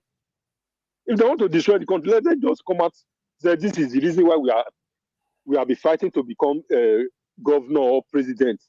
Not bringing all this issue that we ordinary people now start fighting ourselves, insulting someone that we are not supposed to insult. Look at those people; they are not even up to the great grandson of the monarch. Open their gutter mouth, say rubbish, putting it to other tribe. I don't really. With their candidates in Edo State, how they? Oh my God! Then on Mockley, I don't even know where that man is from. Seriously. And these are the people now. You call yourself a pastor. I don't even know how they come upon this pastor of a thing. Those kind of religion where they can't give us for this Africa, where it come make us not be one get sense. And if all these kind of pastors come out now, they talk. Now some people will come, they believe. The ones where they gullible, when not. I mean, I don't like all this kind of thing. Seriously, leave the politics. If you are not a politician, leave politics to do their own. Talk what you want to do for the people. Stop bringing tribalism to it. Now the lady come again, say is from the Asian people that want to cut out from the Edo State. That is why I don't want that. Okay, if the Asian want to cut out from Edo State, how is that concern the Igbo man? How is that? That's why they are supporting the Biafra. Just imagine the kind of different story they are bringing up. Want to divide us? People are getting money to come and divide people. They are honest. People they are on their own doing business together. Oh my God! This country, it will be very difficult for Nigeria right now because the leaders, they are not even planning to even make all these things good because of election. But now I thought these leaders are supposed to cut their people, all these are followers to order that this thing is wrong. Why are you bringing division to this country? Why are we like this? The Igbo men are not the only tribe in that country. Everything is Igbo. When the Yoruba was the first to rule the country, there was no division where they are campaigning. The Hausa come, no division. I not hear any Igbo man saying because it's the Hausa man, they will not vote because of an Hausa. The only thing I know that Igbo men always fight for is that this person is not okay to rule. He's not competent. He does not have the knowledge of ruling. I don't know where all these ones came from right now because Igbo man came out. If you don't need them, I don't believe on this Biafra thing, but these people are start getting some of us to want to believe on this issue right now. If you don't need people, let them go.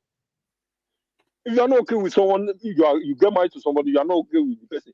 Instead of leaving that person in pain, giving him suffering every day, let him go. How can you be frustrating human being just like that? Every day. Igbo man, nothing that will come up in Nigeria now that you know hear that Igbo man. Both the one Igbo man do, both the one Igbo man did not do, they must involve Igbo man in it. Why? What is it? I don't even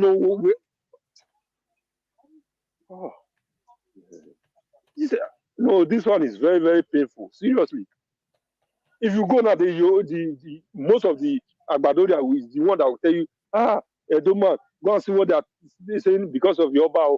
Go and do this, go and check. They are insulting Yoruba because they know what they are doing. They know what they are doing. There's somebody who come here and tell me he's an Igbo man because of what Nnamdi Kanu said. Nnamdi Kanu has been in that state for a long time. this thing did not come up. Oh my God. Which kind of problem is this? I don't really know. I don't really understand. I don't get it. It's very, very wrong. Seriously. Some of us are mixed blood. Like Obasanjo just said, okay, what will happen? What do they want us to do? If you not get married to other tribe, maybe your dad did that. In the other country we are, they don't. Even okay, if this thing is happening in Europe here, we are now. They'll say, what do they normally call? They don't like us, racist. But we are the one that is even more worst. If someone that have different colors doing this now, what do we say? Not to talk of someone that have the same color with you, and you guys are the same country using the same passport. But tomorrow, these ungrateful people will be the one condemning the whites that they are treating them bad. Mr. Najawo, thank you. I beg. I'm sorry. Okay, Oga Destiny, thank you very much. Thanks for your submission. Okay, Madam Patricia, please talk to us, man. Good evening to you. 8 minutes. Good evening, Mr. Elvis. Good evening, good morning, good afternoon to everyone on the comment section. Of course, Mommy Diaspora, thank you for all you do for us. We are grateful to keep this the fire burning. And the people on the panel as well. Thank you for being here today. I'm glad to also be a part of you. Yes, please click on the like button, the thumbs up, and of course share. Very important. Somebody want to say something? No. Okay. Yes. I would like to advise the IGBOS regarding these issues, because you see, if you didn't have this antecedent to be being insultive, I don't think they would have used this as a yardstick now to come and say it's the Igbo. Even if they are saying they are not Igbos that are doing it, it's some people that are claiming to be Igbos. I believe it's something that they will need to work. Please, I disagree with that. Not all Igbo, you said they are insulting. Different tribes in that country insult some people. Don't say if the Igbos are not being insulted, please. Yeah, but majority, you will see that it's majority that does it. Please. Yeah, because the Yoruba insult, the Hausa insult other people, please. It is the same. If you look at the obedience, I disagree with that. Please. Yes, you will find out that Igbo. Obedience yes, are not Igbo. Mostly. Obedience are from different states. No, please, serious. Yes, I will not take it back. It's my submission. Yeah, when I finish, you can say what you want to. This is my own experience. Okay, so like as I will say, I'm not obedient. Yes, I don't like that. Yeah. When I finish, you can say whatever you want to say. Don't waste my time. Nobody interrupted you when you were speaking. Okay, look at how can somebody be telling me I am an Igbo, and I'm saying I'm not an Igbo? You are telling me I am. Huh? What is that? Is that not arrogant? I don't know where I'm from. So it's the same thing. People are angry. You need to know that. You cannot be imposing yourself on people. You can't be calling people. Like the other one that called now, he was saying that, Ikwere people, people went to brainwash them that they are not Igbo anymore, that they were Igbo. Excuse me. How can somebody say something like that? Do you mean that the people they don't know where they are from? How? How can you be imposing yourself on others? You want to claim other people. You want to say this is my people. This is my. They are saying no, and you are still saying they are. Why would people not be angry? Why? So that's the reason people are angry. I'm telling you, I'm very angry because why? You cannot tell me I don't know who I am. I know who I am. My parents told me from where I am from. So you cannot tell me that I am who you say I am. I know who I am. The Queries are angry. The Bayelsa people, they are angry. Even some of the Bende Igbos, they say they are Benin, and you are saying they are not. So I don't know. So what do you want me to want me to do? Because this is what you claim. Okay, look now. Okay, you know, if you see what is going on, Mr. Evis, in that place, they are even saying, the people are saying that they are the one feeding Oba of Benin. That's what they are saying, you know. And this is absolutely absurd that people will come out to be saying things like this, even if we say it's politically motivated. But this is my advice to you. If you want people not to get cross with you, if they say they are not Igbo, you leave them alone. You don't need to impose yourself on them and say they are. You don't need to. You don't need to do it. You don't need to. It's not by force now to be, you know. So that's where that one is. The people, the IPOB people, that what's it called, the police that shoot on themselves in in Imo State also, in Southeast. I think that just shows how the Nigeria police has really lost their value, because they don't. I mean, what are they doing? We saw them now when they were marching to go and face the protesters. They looked like people that were serious. Yeah, but look at now. They are shooting on each other. They don't even know what they are doing. So that's a sign of a failed state. It's a failed state. Nothing is working. And I want to also join Sowore to also say the same. It's time. If they're not going to meet our demands, then the Nigerian youth have to take the bull by the horn, because it's about their future. It's about their posterity. These people, they don't care. These people, they are going to their grave any time. You know, since they don't want to carry the youth along, the youth cannot fold their hand now. They are the youth are tomorrow. They are people that are going to be here tomorrow. So they cannot fold their hand and be looking at them now. They have to do something. They have to. Because it's the youth that is bearing the brunt of all the pains. It's the youth. So they cannot continue like this. They have to do something. Yeah, October 1st, good one.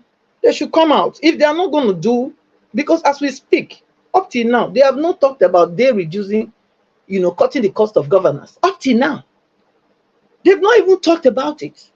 They are still living on as though nothing happened. Come on, how long will people live in this kind of misery? Something going to give. Something's going to happen. Definitely, because you cannot continue like this. These are not the days that you can think that you can, govern people the way they are doing it now. Today, everybody eye don't open. So they can't continue like this. Something is going to happen.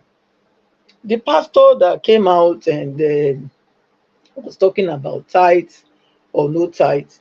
Yes, the Bible talked about you not having to give grudgingly. It's about, if it's not a compulsory thing that you must do it.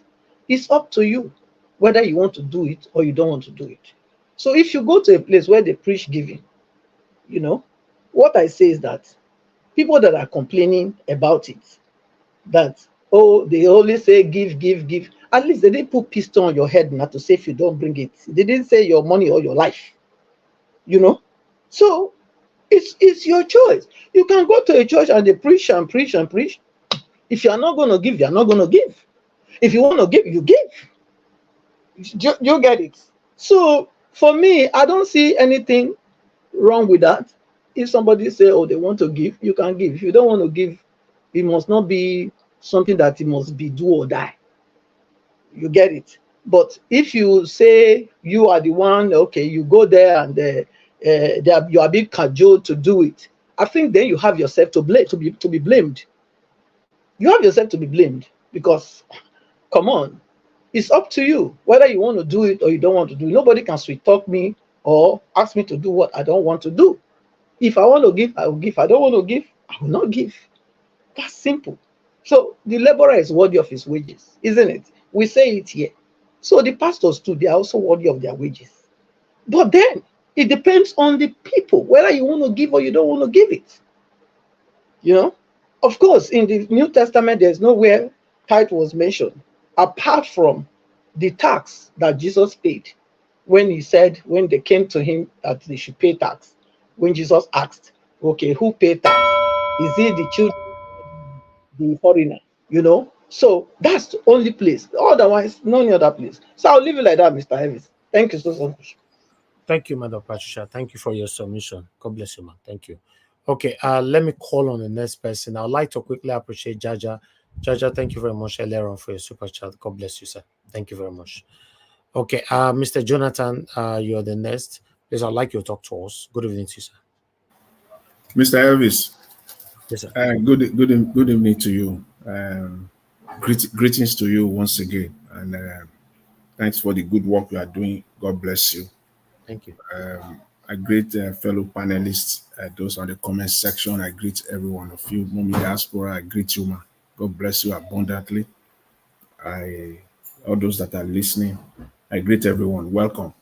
You see, you presented so much today, so much that you brought out today. So what I will try to do is to separate the chaff from the wheat. I think that's the way to go about it. Otherwise, at the end of the day, one will not even make any sense. So carefully, I have to separate the chaff from the wheat. The chaff is this Edo issue, these people that are the likes of Omokri. I'm not going to dwell on it so much. It is pure waste of time. For any intelligent person, you will not give this kind of person audience.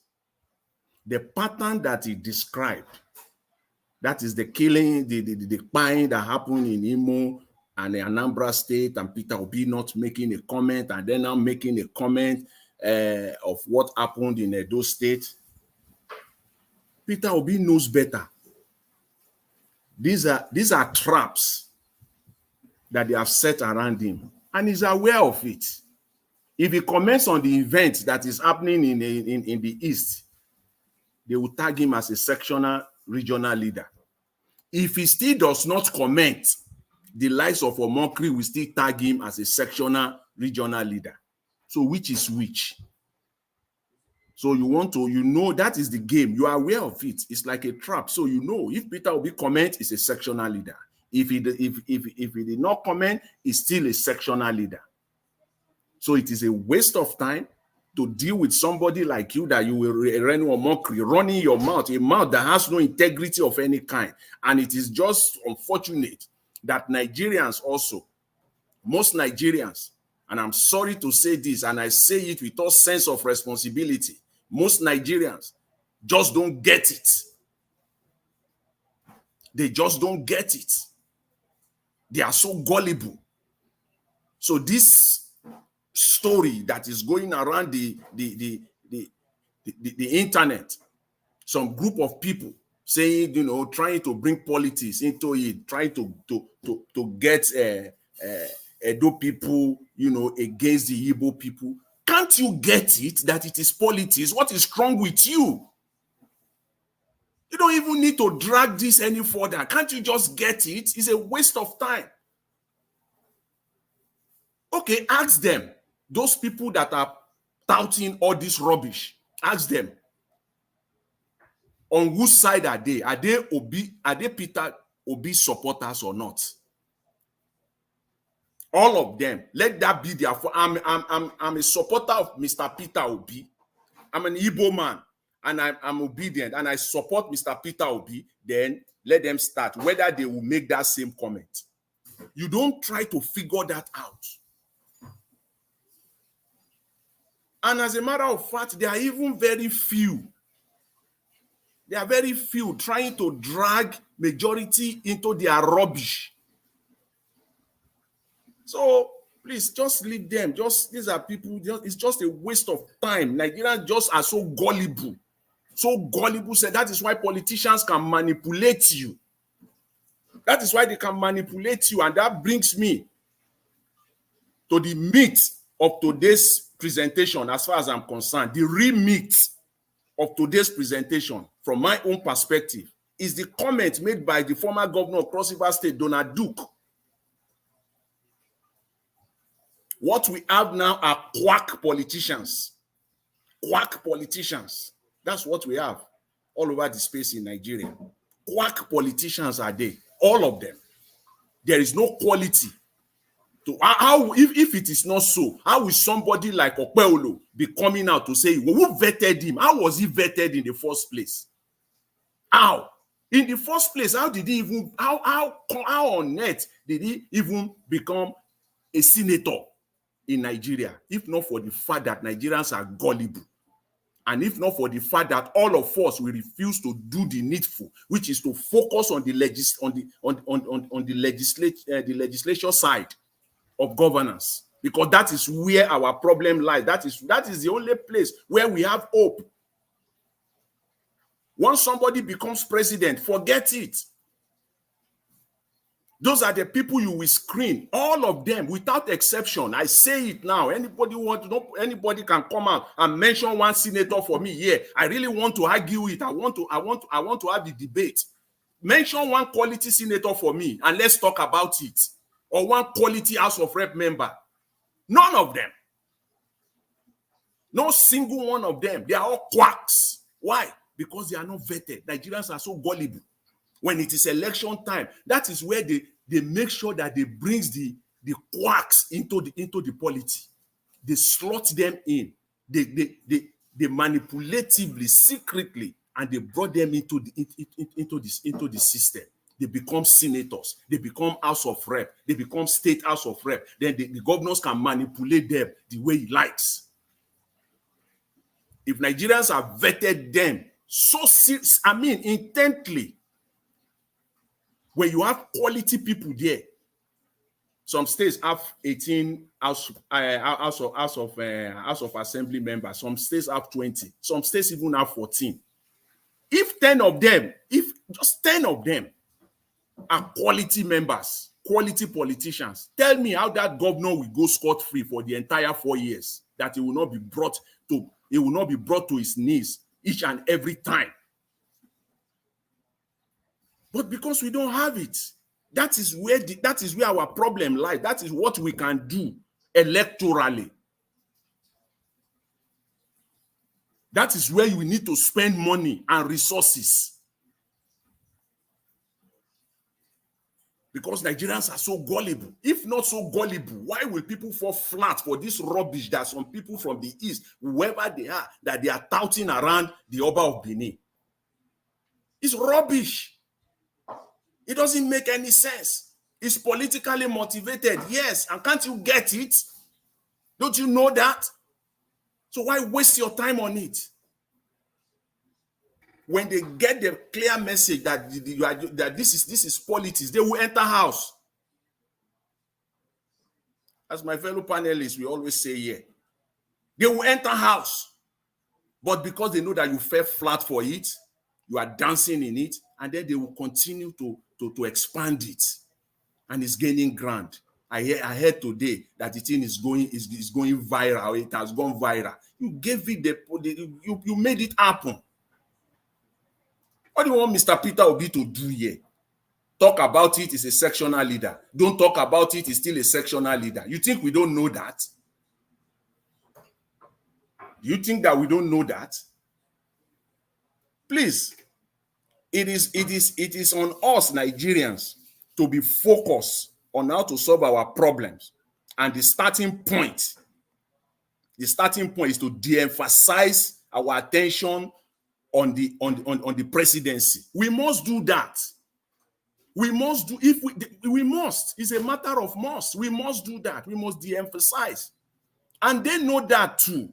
That is why they will pack those quack there. People that they can manipulate, people that they can influence. They will make sure that those are the people that are there. They have price on each and every one of them. They have labeled them. Each and every one of the 109 senators have their price. Each and every one of the 360 House of Rep members, they have their price. They have labeled them. So they station them there. All these demands that Nigerians are talking about, it takes only one sitting of the National Assembly. One sitting of the National Assembly, Tinubu will respond. He will respond. But because we have quacks, yes, I like that word. They are quacks. They are fake people that we have there. There is no one single one. Let's talk about it. Whichever way they want to disguise and they want to come out, they will talk good today. When it fits them, when it suits them, they will think that they are on the side of the people. They are not. They are stationed there for a purpose. And they are doing they are carrying out their bid. No single one of them. And we want the country to move forward. It can't move forward, unfortunately. So, again, it is left on Nigerians now to do the needful. I will agree with the Archbishop Onoyekan, the comment that the youth have they should be angry. Yes, of course, I agree with the bishop and the lady that spoke on Nigeria, the Kenyan lady. Let me quickly end on that. She's right, but I think she overshoots it to a very large extent. Seriously over. That is it. You see, Nigerians are so gullible. You don't fall for all those traps. She sounds like a marketer to me. She sounds like a propagandist to me. I don't know what her mission is, what she's trying to achieve. Yes, Nigerians are industrious. Yes, Nigerians are very entrepreneurial. All over the world, you will find them there, but not to the extent with which she described it. That is my take. But again, that is debatable. But again, I just want to focus this. Let's just separate the chaff from the wheat.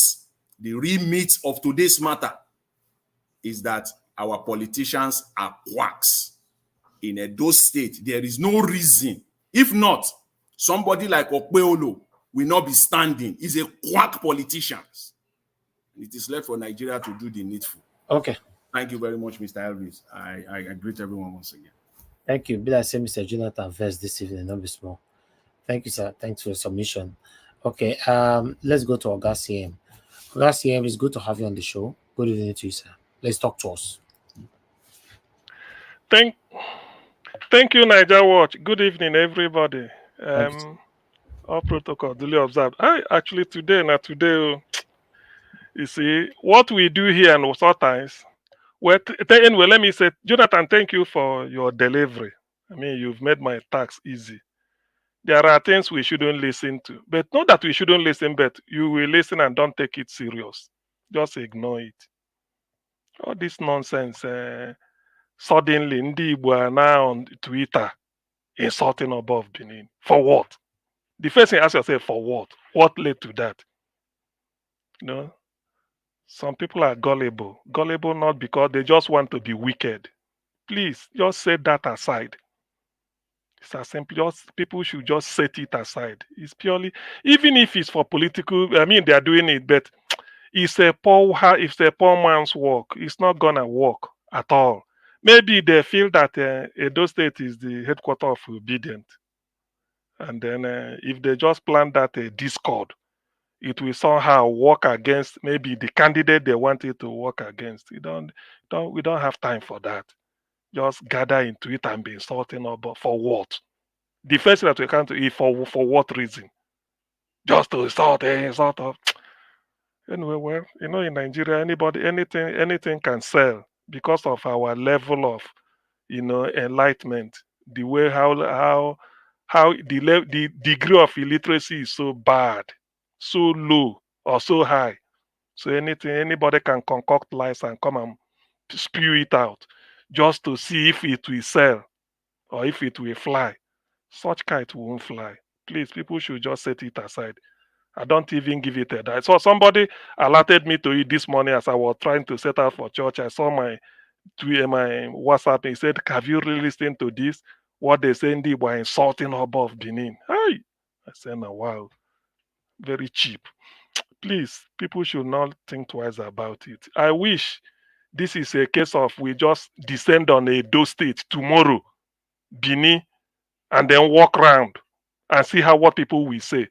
This is a group of people that went to Oba of Benin. The video is there in the compound with Ijele masquerade. Come and see crowd there. The Oba spoke.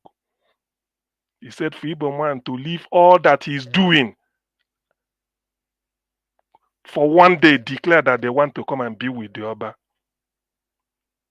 With the masquerade, the highest masquerade in Igbo land is Ijele.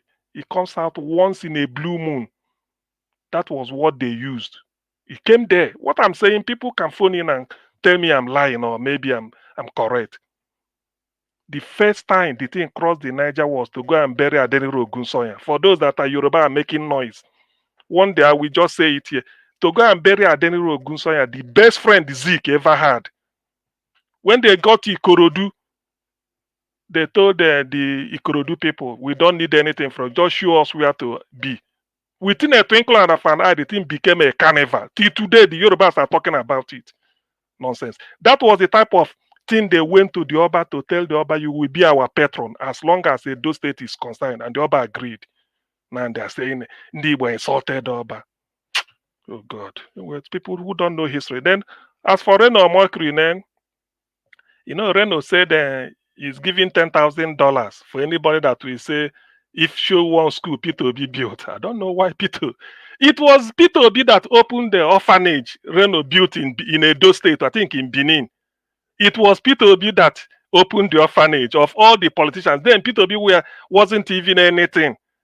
He opened it and he rained praises on him. Today, Reno, he was put in touch. He was put after Peter Obi. He said Peter Obi didn't build any school in Anambra. When the evidence will overwhelm me, you know, people like Reno, he was said I'll give $10,000. His idea of school is maybe a one classroom, very long block of 10 classroom blocks. You bend it, put a field and a goal post and all those, maybe primary or secondary. Peter Obi built a university campus from the scratch. Peter Obi built medical school. But to Reno, those ones are not medical school.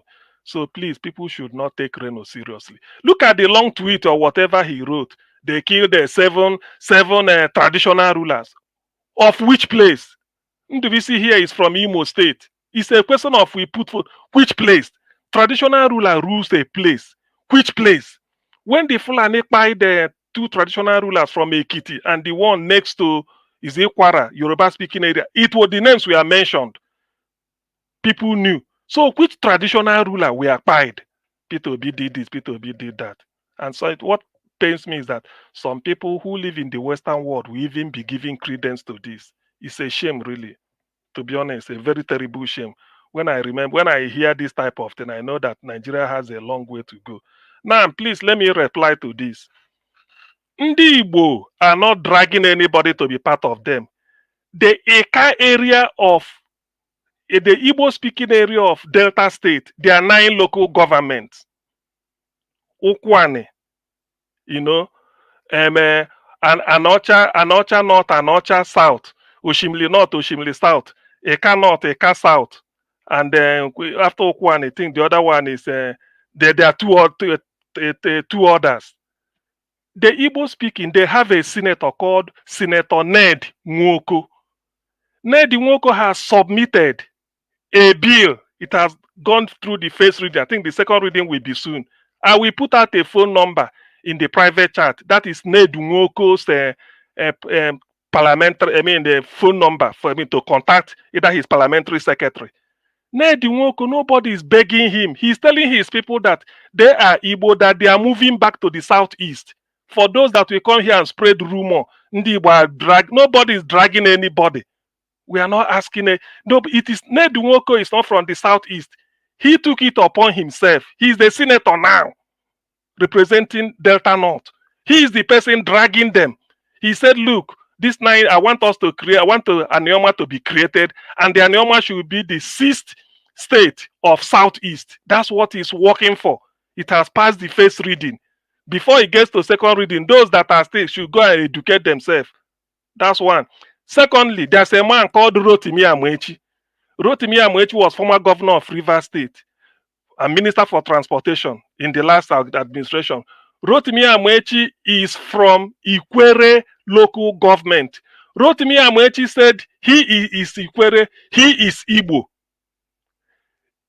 Ohaneze Ndi Igbo is an association. It's not like a socio-political association for only the Igbo people, just like Yoruba have their Afenifere. Anybody who happens to be the secretary of Ohaneze Ndi Igbo must be Igbo man. The last secretary of Ohaneze Ndi Igbo is Barrister Uche Okuku from what is it called? Ikwere local government headquarters, Isiokpo. So Ikweres are Igbos.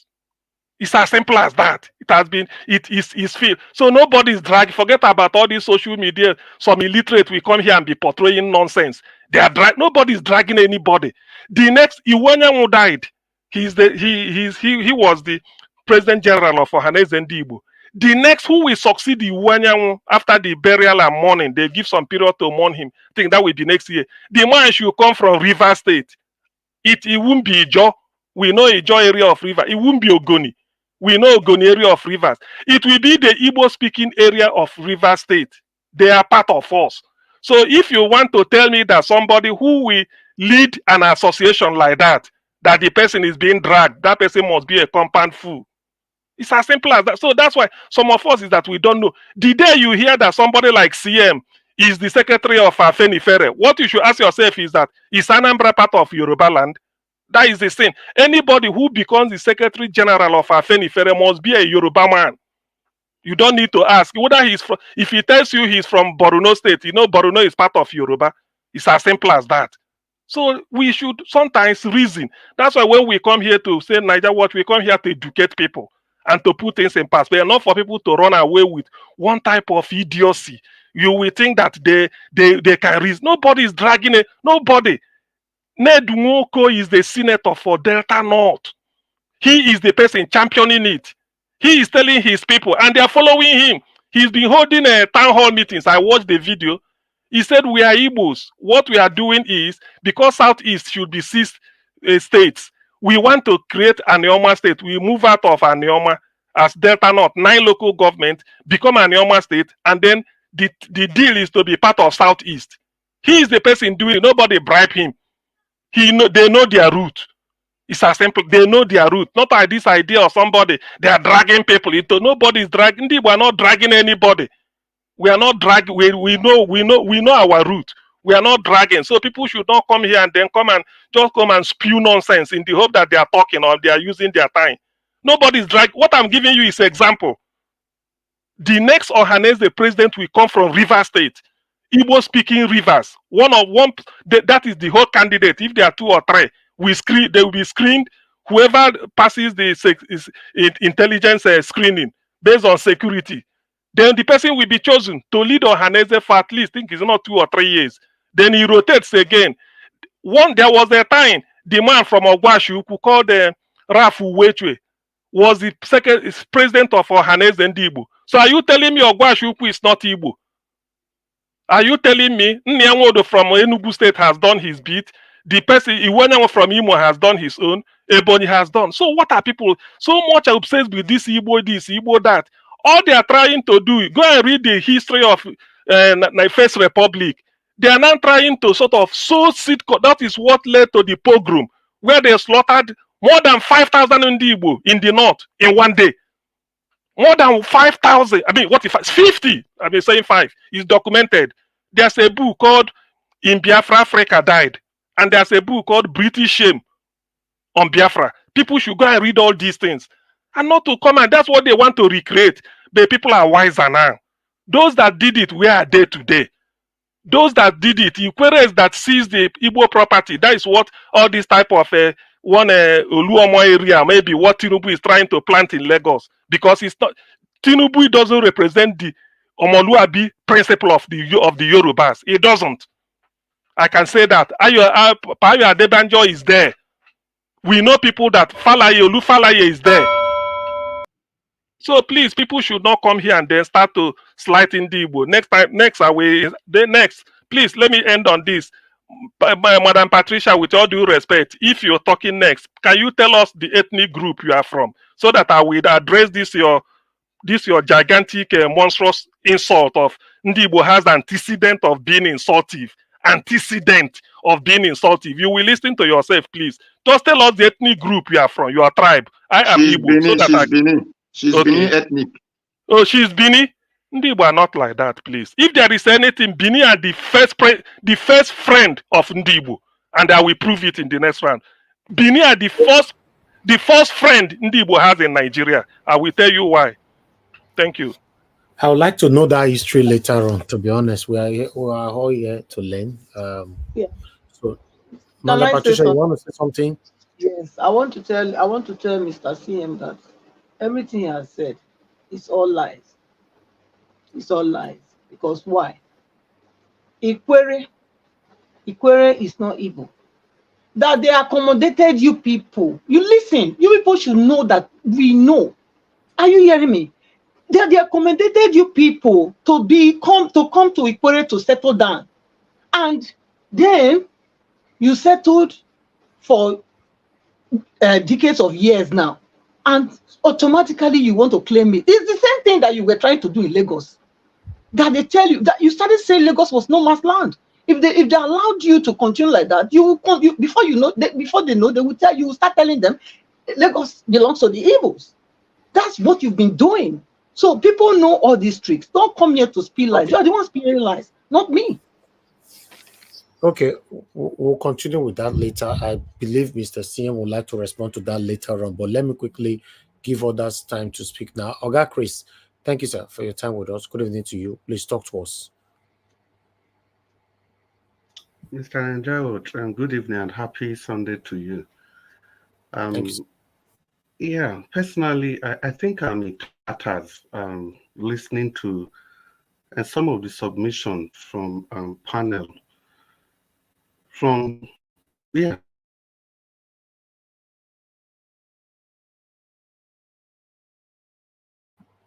Oga Chris, we lost you. What? We can't hear you, Oga Chris.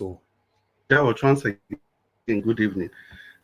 Oga Chris, I think, can you hear me? Can you hear me? This video, Hello, video, Mr. Oga Njao, I Chris. personally thought that maybe Oga you Chris. have seen it and you don't Oga want to Chris. talk about it, and because of the lack of proof, because just like Mr. Jonathan said, we need to separate the shafts from the width. That video, there is no iota of truth in that video. That video, where it's coming from, it's from a political angle. And again, some investigations have been done, and there are some few things that we all need to understand about that video. I think the first of them is that most of those accounts, they were just created not long ago. And even the ones that are old, if you look at their previous charts, the kind of discussions they've had before has nothing to do with Igbo. It's about the Yorubas. Now, this is not to say that thing represents the whole of the Yorubas. I'm just trying to tell where the origin of the charts is coming from. And again, why are they drawing their attentions? Why is it that it is this same ethnic group, they are the one drawing the attentions of the Benin to that particular video? Why is it speculating on their political space, on their banting space, on their satanic space? If people have insulted the Oba, do we not have Benin? Don't we have Edolites on social media? Why are they drawing the attention of Benin to that? It's all about trying to destroy the Labour Party because they understand and that the Labour Party is headquartered in Edo State. Yeah, and one of the reasons I said I was in tatters was because, I don't know, Madam Patricia, I don't know if your last statement about the claim of Lagos not being is a no man's land, are you trying to justify what has happened to the Igbos in Lagos? Yeah, because in your previous submission, I think this thing going on, I don't know if you were also trying to justify it by saying the Igbos, they should behave themselves, they should not be insultive and things like that. I think, well, I don't know. Then I don't know how to say this. It's very painful and it is quite disturbing. Secondly, there's this thing that happened in South Africa. Our lady, the half Nigerian, half was it Namibia that was disqualified in South Africa? Do you know these same guys, they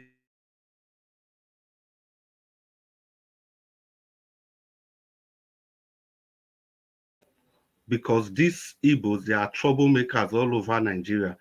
And the South African people replied these guys and say, oh, I can see which part of Nigeria are you from? The man broadly say Ogun State. They say, oh, is it that place where they do a lot of ritual killings?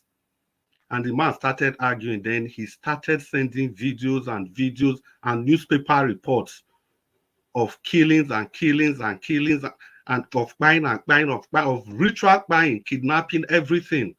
And the South African people, they simply ended by saying that they don't see any difference between any part of Nigeria, that this even speaks volume about the kind of people we are.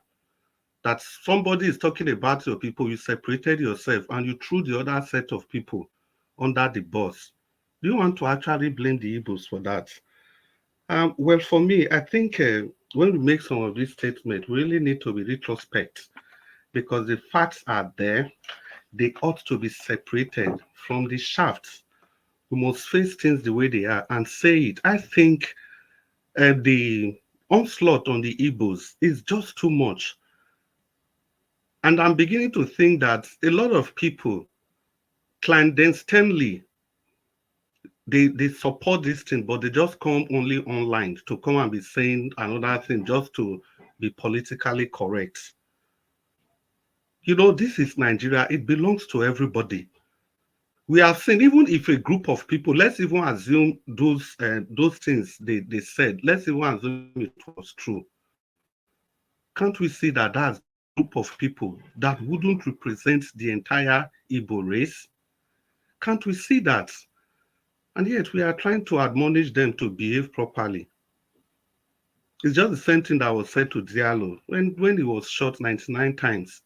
And they told him, why did you not survive? And he asked them, how could I have survived when I've got 99 shots by my side?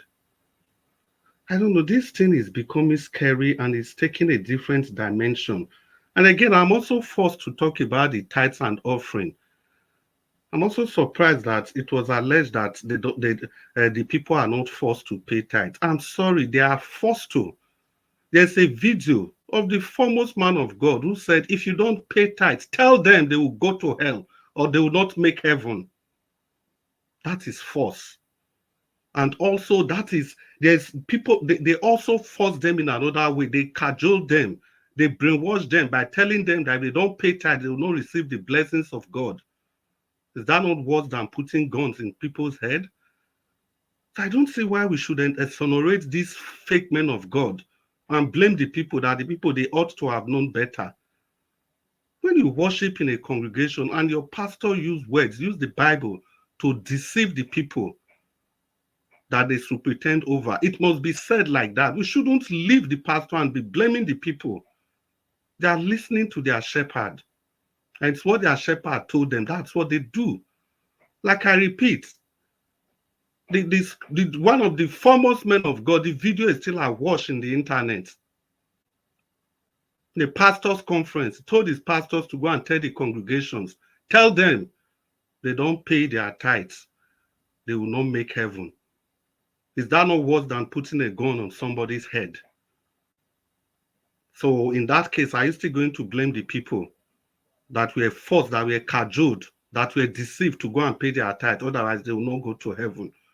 We all know that this pastor, they don't just say this thing as if it's an option for these people. They say it and they tie it to so many other things. If you are not doing well in life, they say it's because you are not paying your tithes, that you are stealing from God.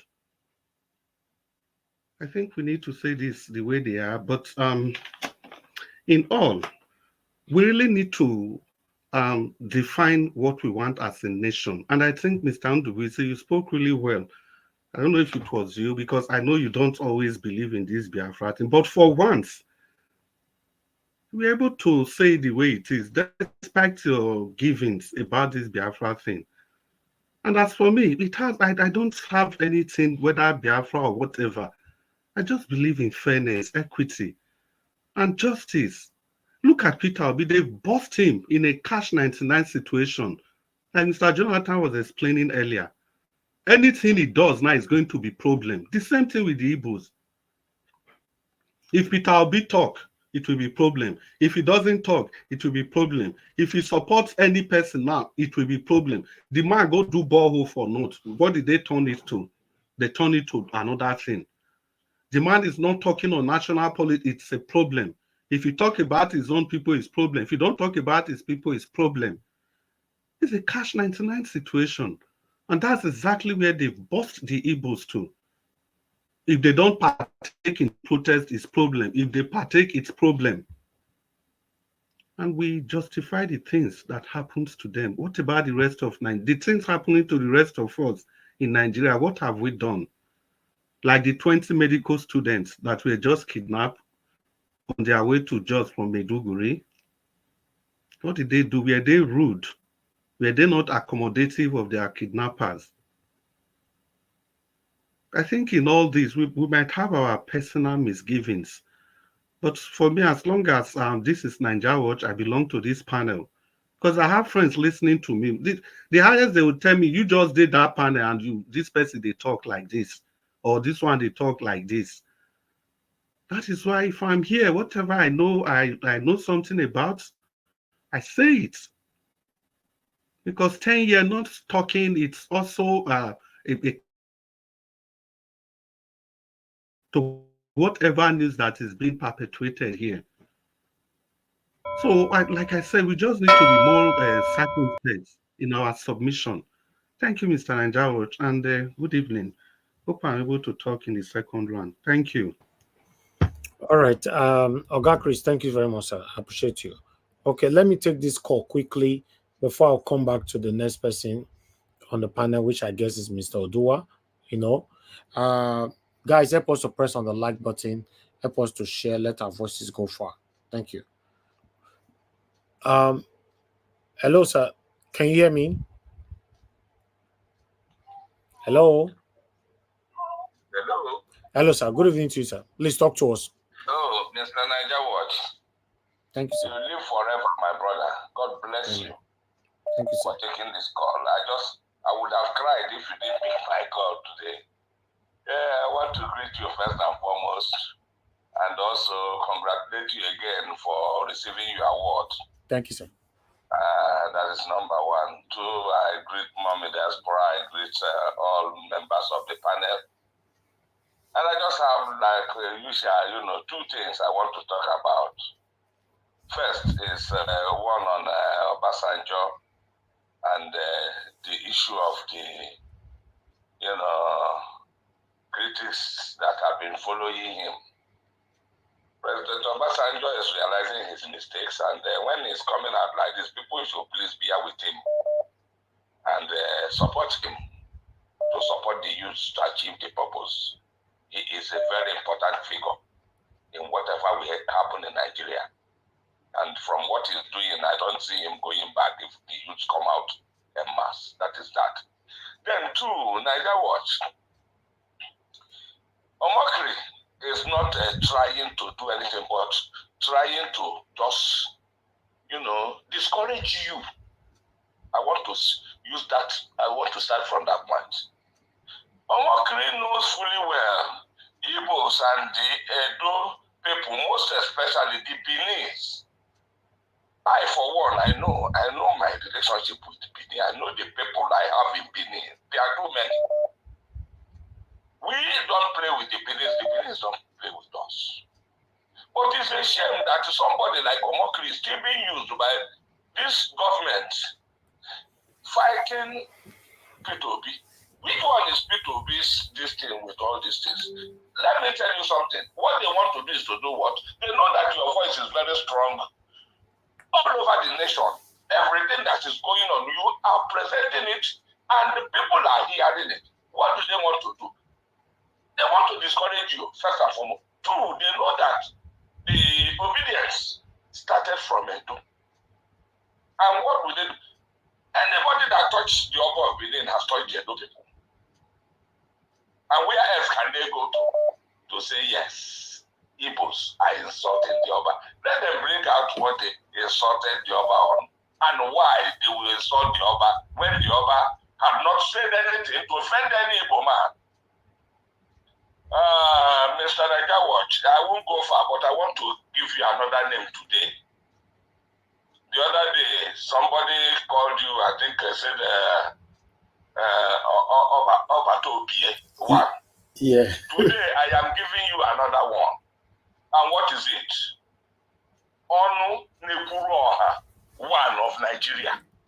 Hi. Onu Nekuroha, one of Nigeria. Can somebody write that or write it there on the comment section? Hey. Nigeria spokesman. Nigeria spokesman. The spokesman. Okay. A voice that speaks for the generality of Nigerians. Nigeria spokesman. Wow. Thank you. Whether people are saying it or not, you are recognized all over the world as that voice that is standing out for Nigerians at this point in time when things have decayed to the point where, in fact, salvaging it will take God's grace. Thank you, sir. Keep holding on to what you are holding. Let Omokri continue to run his. I don't want to use language storage. I'll leave it there. Thank you very much. But let him carry on. Obi is not his problem. He should go and face Bola Tinubu that is paying him and tell him to stop palliatives and think of what to do for Nigerians to come out of this quagmire. God bless you. Thank you very much, sir. Thank you. God bless you, sir. Thank you. Yes. Yeah. Okay. Okay, Madam Origin, thank you very much for calling back. Please talk to us. Oh, Mr. Nigerian, please, very quickly. You see, today, I don't mind. You must give me time to vent. And I don't mind if this is going to be my last submission here. Madam Patricia, you called me the other one. Because why I know you called, I was the one you were referring to. You were referring to the facts. I was referring to what former president Olusegun Obasanjo said. He said, I used Igbos to kill Igbos. And I said, Ikwere people speak Igbo, but they say they are not Igbos. Delta Igbos. Those people, I don't know. I don't speak for them. It is their right. If you speak Igbo and you say you're not Igbo, that's okay. That is up to you. But I was referring to what Olusegun Obasanjo said. And I said that these people can do anything to because of their agenda. Can you imagine a people that they speak Igbo, their tradition, everything is Igbo, and just like you were saying, and let me say this. You see, I don't mind insults. In fact, I give room for sprinkles of insults here and there. I don't mind. It's okay. That is because I'm a human being. And I accept I'm a human being. And it is okay to be insulted if you're a human being. I have heard you in this place say Igbo should hug Transformer. If we want to hug Transformer, we hug Transformer. If we don't want to hug Transformer, we won't hug Transformer. So let it be with you. All I'm saying here, and all I come here every day to say is something is wrong with what we have. And Igbos lost whether, and by the way, Biafra is not an Igbo idea. Biafra is Eastern Nigerians that engaged in a war. And a lot claim they are not part of it, that they are not Biafra. It was not an Igbo man that gave the name Biafra. It was not an Igbo man that went to surrender for the war. So please, if the history is taken from you, you need to go and find it. In fact, I rest it there, Mr. IGBOS. Thank you. Thank you, ma'am. Thank you very much. You were still very composed. I thought you want to scatter the whole table. You not scatter anywhere. You know, that was a good composure right there. Thank you very much. Okay, Ogashimizu, you are calling back again. Talk to us, sir, quickly. Go ahead, sir. Go ahead, sir. Thank you, sir. Yeah, I don't want to call before because of the way this is for me right now. You see, the reason why that make me call is because of Madam Patricia. Madam Patricia, I think you're saying too much, doing too much. You need to bring it down, please. Why I say this? If Edo and Igbo have something in common. If you look where they are called Osadebe Avenue, there is Osadebe that the musician that died is an Igbo guy, is an Igbo man. So if you look, we use Igbo and Edo, they use Turaba to tie on their waist, the women. But Yoruba don't do it. So I don't know why. I think, let me tell you, and see, I will go straight to tell you, you are the haters of Igbo. You are number one. You, Madam Patricia, you are the haters of Igbo. They have to stop this thing you're doing on this platform. Please, just associate yourself from this kind of habit. It's not good. We are here to learn and to do what? To tell people who doesn't know. But you come here to join us together. Don't you know that the gullible ones that are saying that Igbo must go from Lagos, is it not the same people are saying this thing? Then you're telling me Ikwere and all those stuff that you're hearing Igbo. So are you telling me that the Igbo name just come up from heaven? Eh? Madam Patricia, please teach people good way, not the bad way you're teaching people or telling people something. And if someone talk like Dr. Sien, he said, all what he says is lie. What is lie? What he said? If you're haters of Igbo, you have to stop it. Thank you, Niger Watch. Thank you. I don't get new title. Mona, they call me with my new title. I beg. Okay, it's smart. Of Nigeria. Okay, thank you, sir. God bless you, sir. See, I'm gonna see my title there. The more now they talk, I go get used to this name. When anybody know they call heavy service. The title get Benin version, or if you want the Benin version. I beg, tell me the Benin version of this title. I beg. Omununedo no cow Ogote Nigeria. That one even hard past the Igbo room. No, congratulations. Thank you. I bet anybody don't jack my title. This is mine. My own be this. That make me not the affiliate myself with politicians. Wait till I give you.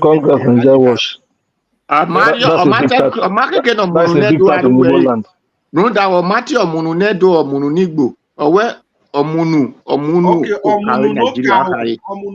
Yes, of Nigeria. Omunu carry Nigeria. Omunu carry Nigeria. Exactly. Not say for one particular place. So Omunu carry Nigeria. Not before state. He say for Nigeria. Congratulations, Niger Watch.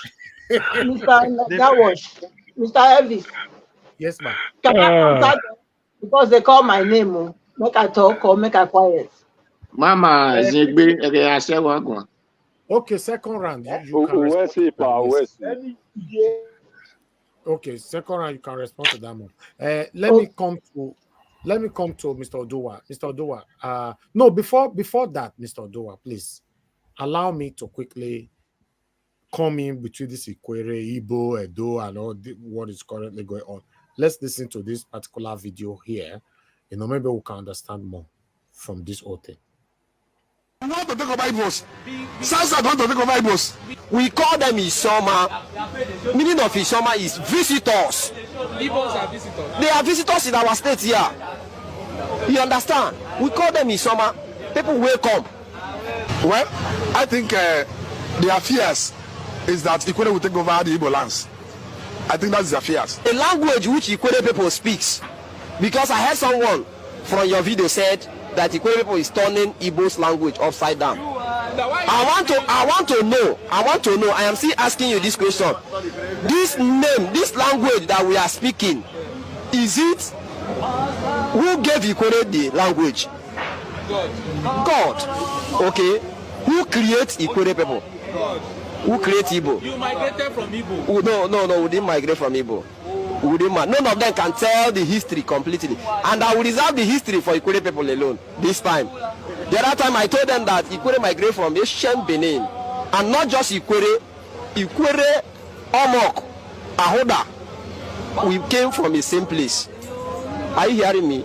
We migrate from the same place and we spread. Are you hearing me? And we'll start spreading. Our culture and Igbo culture are never the same. We have an intimate culture. Let's come back a little bit for us ancestral and our ancestral land so that they will. Is Niger Delta Igbo? No, it's Niger Delta. It's called Niger Delta. So things, let me tell you, even the family, there's how their family will grow. It becomes great grand. Say it again now. You understand? No, Ikweres are not Igbo. Ikwere is Ikwere. Igbos are Igbo. That is it. But they are our friend. Ikwere, Ahoda. We call them, that Ikwere, we call them Eke. You understand? We call them Eke. We migrate from the same place. But they have never said one day that Omo, Ahoda is Igbo. You understand? Omo, Ahoda is Igbo. Because they are not in the city. Do you feel Port Harcourt they enter Igbo eyes? Do I feel? Port Harcourt, this land they enter their eye. Why do you feel Port Harcourt they enter their eye? Is it because it's oil city or so? I don't know. All right, then. Who gave Ikwere the language they speak? Is Igbo? It's borrowed from Igbo. Are you trying to be biased here? Are you trying to be partial? But it's related with Igbo now. It's an ethnic. I want to listen. I am asking a question. If not answer the question, the language which Ikwere people speaks, because I heard someone from your video said that Ikwere people is turning Igbo's language upside down. I want to know. I am still asking you this question. This name, this language that we are speaking, is it who gave Ikwere the language? God. Okay. Who creates Ikwere people? God. Who creates Igbo? You migrated from Igbo. No, we didn't migrate from Igbo. We didn't. Okay. I thought I should bring that in.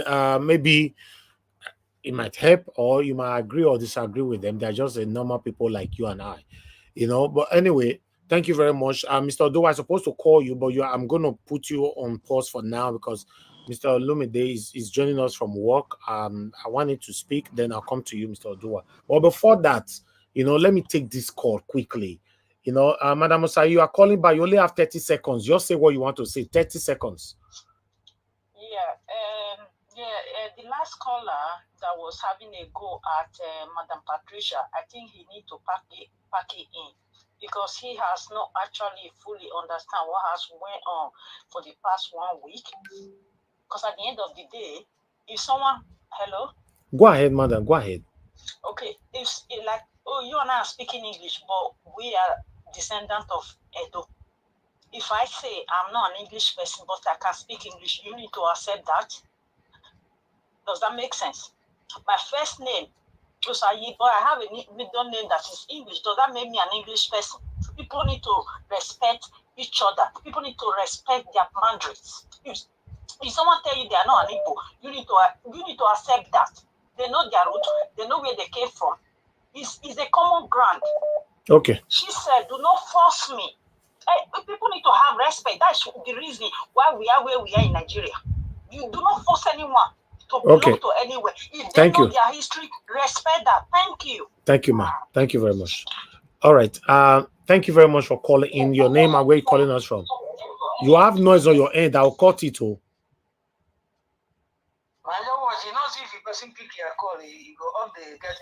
No, you just throw it away, sir. You No, I just speak. I just stop it. Okay, go ahead, sir. Go ahead, talk to us. Good evening to you, sir. See, so what I just want to chip in is this. You know, the let me start from this the equator of them. After make you check who is Jaja of Opopo. Jaja of Opopo is from Amwingo. Amwingo is in Impere. Impere is in Imo State. And it's in River State. Jaja of Opopo. This one clear, number one. So I don't want to talk much about it. And the issue is something about empire, monarch. British monarch migrated from Denmark here. When you are in a country, try to go to the history of the country you are. And if you come to Denmark, there is people from Germany. They are Danish people today. But their history, their lineage, they migrated from Germany. Are you getting it? So we really need to, when we are outside, let us learn things and know where we are coming from. Thank you, sir. Man. God bless you, sir. Thank you, sir. Yes, sir. Okay, Mr. Lumide, thank you very much, sir, for joining us. Good evening to you. All right, Elvis. Please talk to us. Good evening, Elvis. Thank you for the opportunity. And it's been a while. You don't show away us now. You this time I boycotted your platform for a while, but if you boycott my platform, another person do the same. Who will come there? Yoruba will say, "Tọmọdé ò bá gbàgbé ìjà àná, kò ní rẹ́ni bá ṣeré lọ́la." That means if you have quarrel with somebody, if a young child has quarrel with their friends and age mates, if you keep quarreling, you won't have anybody to play with or move around with. So exactly. So we can't keep fighting and again, I mean, I must say, despite the fact that I had that difference with you earlier on, I mean, I do see that you're consistent and you do mean well from what you say. So we are one family, my brother. We'll still have another one tomorrow. That makes us family, Sure. I mean, I identify with what you do. And I do appreciate your work, even though I didn't come on the platform for a while, but I still listen at the background, and I think that, I mean, there's no point trying to. I mean, we're fighting for freedom for our people, and there's no point trying to keep on fighting and just to put the differences aside until I hear say you collect them. No, I not be Reno. I not be Boala. If you collect Bemun, I ain't say me and you don't enter that. No, God forbid. So I just want to quickly, the Igbo issue. These Yoruba people doing this. Their antics. This is what they did in Lagos. Don't give them audience. They just want to gaslight. They want to rig the coming Edo election. That's what they are just up to. They don't want to play fair. They just want to use scatter like some people have earlier said. This is not Yoruba. This is just nonsensical politics. They think they are playing politics, and to them they are having fun and they don't see anything wrong with it. But when you play that's not fair politics. That's just negative politics, and that is not going to help our country in the long run. So just ignore them. See, that is why we're talking about a free and fair election. When there's a free and fair, it's not like we don't have racists here in the UK. I mean, here in your part of the world, the UK, in Canada or in US, we have them even in Germany, but they are not a louder voice. They are not a majority when it comes to election that is free and fair. They never have their way. It is only once in a lifetime that you see some of them get elected into power. But the large majority of the people don't want that kind of way of life.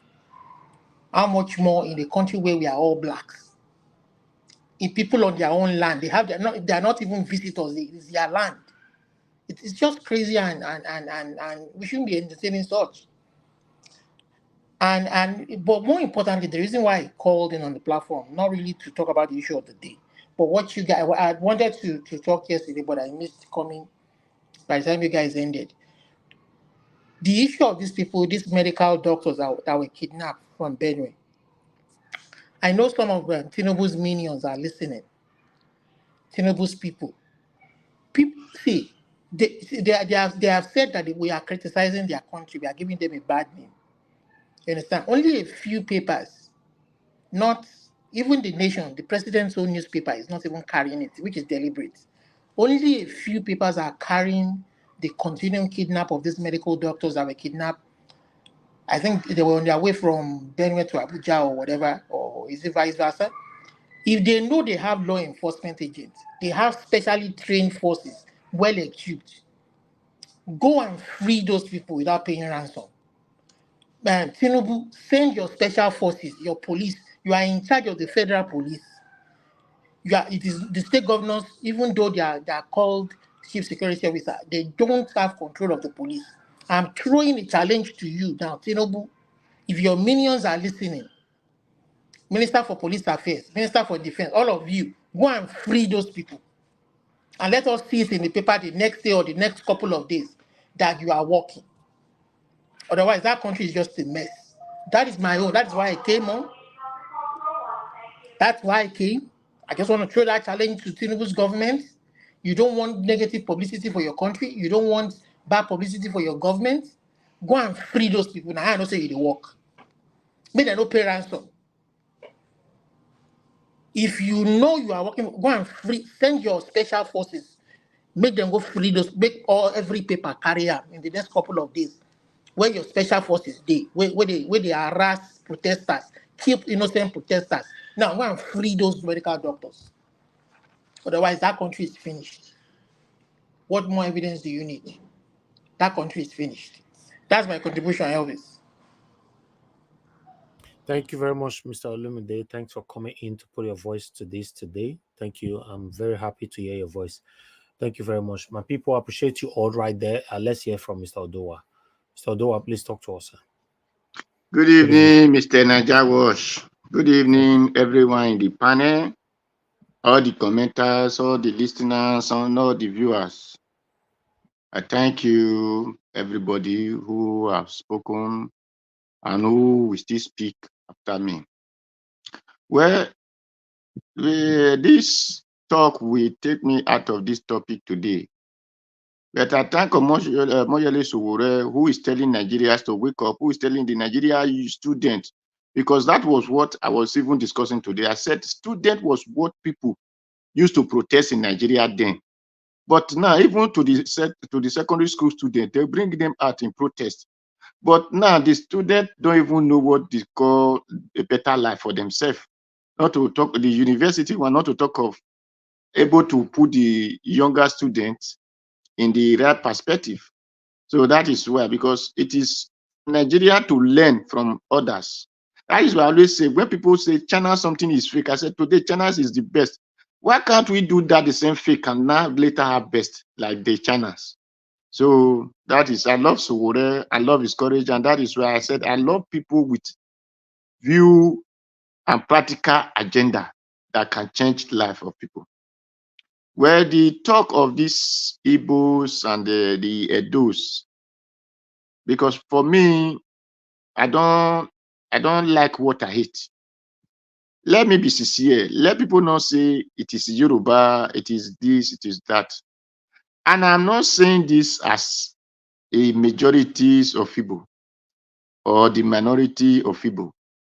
I said this thing because I have been in the midst and of untalented Igbos or uninformed Igbos children, because these are not the hard work of grown-up Igbos, but it's the hard work of the children, and not just only the Igbo children now. It is not even into our own the Edo children, so or the Benin children, because we have some Esan, we have some Edo, and if you go further, we have some Delta who we are claiming that they are IPOB. So these children belongs to the group of IPOB, and the IPOB originated from the Igbo children. So These are people who think their mentality is above every other person, and they are so insultive. I'm not mistaken in it because I always challenge them. I could remember when I was in Libya, the Igbo boy is from, that is why whenever I talk, I will measure the state, Imo State, especially. Because that day when I was talking, you see, I told you that the Benis, the Anambra people, they are Benis. The Ezike of Enugu, they are Benis. The Bende of Abia, they are Benis. And the Igede of Ebonyi, they are Benis. So I will tell you in areas of Igbo, which are Benis. And these people will never insult the Edos or the palace because they know their histories and they still teach their children. So, and this Igbo we are talking about, that is why when I talked the other day, I said people should not be talking the majority. I said it is just language, not by ethnicity. By, this is our tribe, we are the major. No, they should not stop using it that way because Igbo is not an ethnic group. It's a dialect that which they come together. That is why they're not called Igbo language. Because if the Benin is Ezike, Bende, and Anambra plus the Igede, then are they Igbo? They are not. They did not originate from those. Their blood DNA did not tie with the other people who are not in their group. So lead to Ikwere that people are telling of River State. You see, this is where people get something wrong. One woman can give birth to 5 children into one particular man. All of them will be different father, but they will grow up in the same house. It doesn't mean that they are really the son of, all of them are really the son of that man. So Ikwere in Cross River, a person mentioned Jaja of Opobo. Yes, Jaja of Opobo, their history said Jaja of Opobo was something like slave, which they bought or something. I don't remember how, but he came to their land because he was useful and whatever, then was free and he has a group of his own and was able to become the leader of his people. Doesn't mean that he hosts all the River State or Cross River State. So everybody know that their mother might tell them that this is your father. Why tell the other one this is your father? That is it, just take them that way. So, but the problem of most Igbo people, young Igbo people, who want to force everybody to admit that they are all Igbos. That is the problem. And that is why you see our mama was talking that way. You go to Eka, Igbanke, to be precise. You are telling the Igbanke man that is not a Benin man, it's Igbo, because the what he speak look like yours, not yours. Because the Igbo of Imo State and Anambra State is different from the Igbo of Enugu. It's different from the Igbo of Abia. Everybody has what they call dialect, but they were able to unify themselves with the Imo and Anambra dialect. That is why they now speak. That is why you will see Umbise is different from in Imo State. Oh, I forget where Labera came from. Owerri. They are different people. They have different dialect in it. So for me, let me not use that one as a criteria to say because people talk Igbo now, they are all Igbos. No. Even this Edo person might come out and say, I'm in Yoruba. Yes, you are Yoruba. That is what your mother told you, your ancestor came from. No problem. I will not force you to say you are a Edo person. The only place I will tell people that we are all Benis. Like when you say the Benis is not limited to Edo. The Igbo, the Urubu, they are Benis. As far as you trace your history to Edo Empire, these things, the kingship, you are a Benin man or you are a Benin woman. So it doesn't matter any direction you find yourself, whether you're in Ghana, you are any place, we are all Benis. So my people, the Igbo should advise their young ones, the unlearned one that who did not know history, that they should stop insulting these people. We are not their problem because this one we are informed that they will have had their freedom. It is because of we the Edo that did not enable them to have freedom. Then, and they believe that we take instruction from the palace. So, according to the Edo people said, it cannot do when we are with me.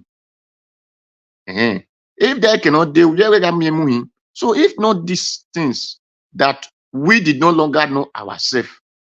I believe that all these things will not be happening today the way it's happening now. Whereby the other day now they said that they are taking the king to the palace, to the court, and people were shouting. So all these kind of things is what led to this kind of insult. That the people who owns the throne or the tradition could no longer value it because the influence of outsiders has mixed with them. So they could no longer have respect for themselves. So if you did not respect yourself, who will respect you? That is why I always use my dialect. I always talk about whom I am. Because it is whom I am will give me respect. If I throw away my dignity, other people will take me as nonsense.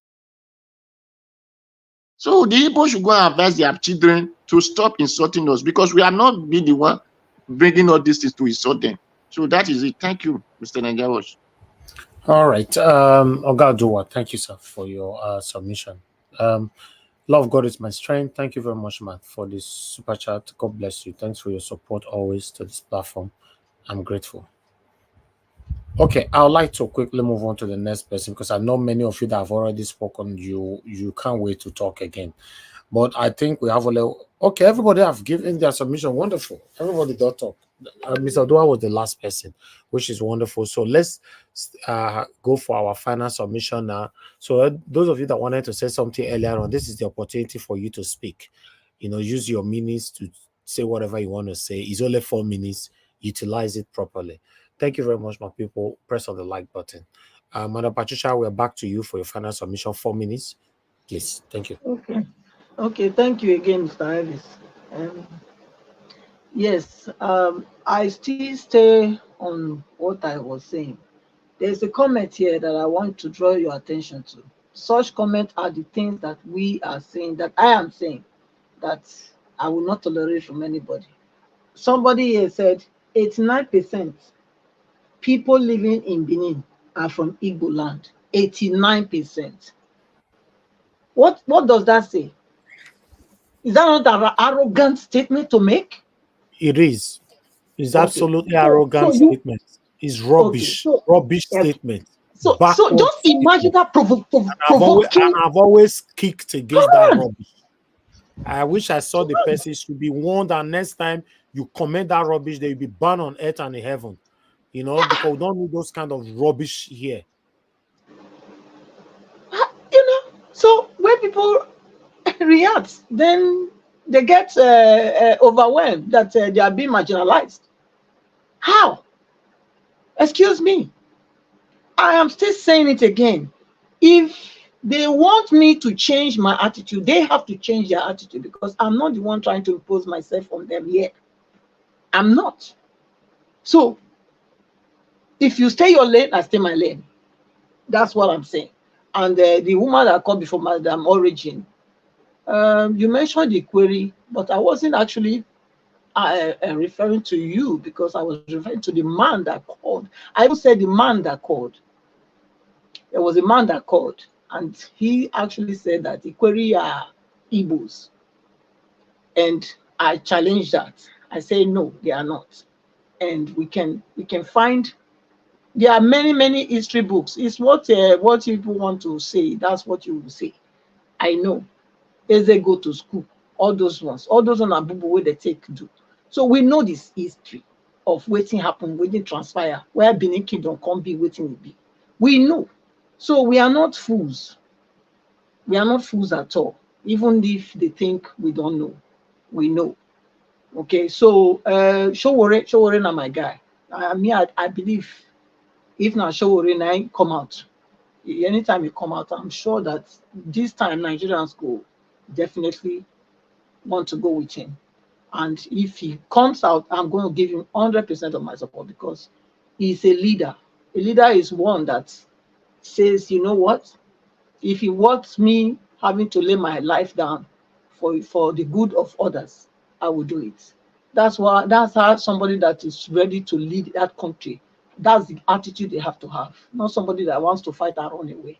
Is not ready to fight. Because Nigeria, you need somebody that is totally has made up their mind. It's a one-way person. If I go, if I don't return, I don't return. If I return, fine. Then I can lead the people. If I don't, Because otherwise, if we want to look for people that will like just be too gentle, it will not happen.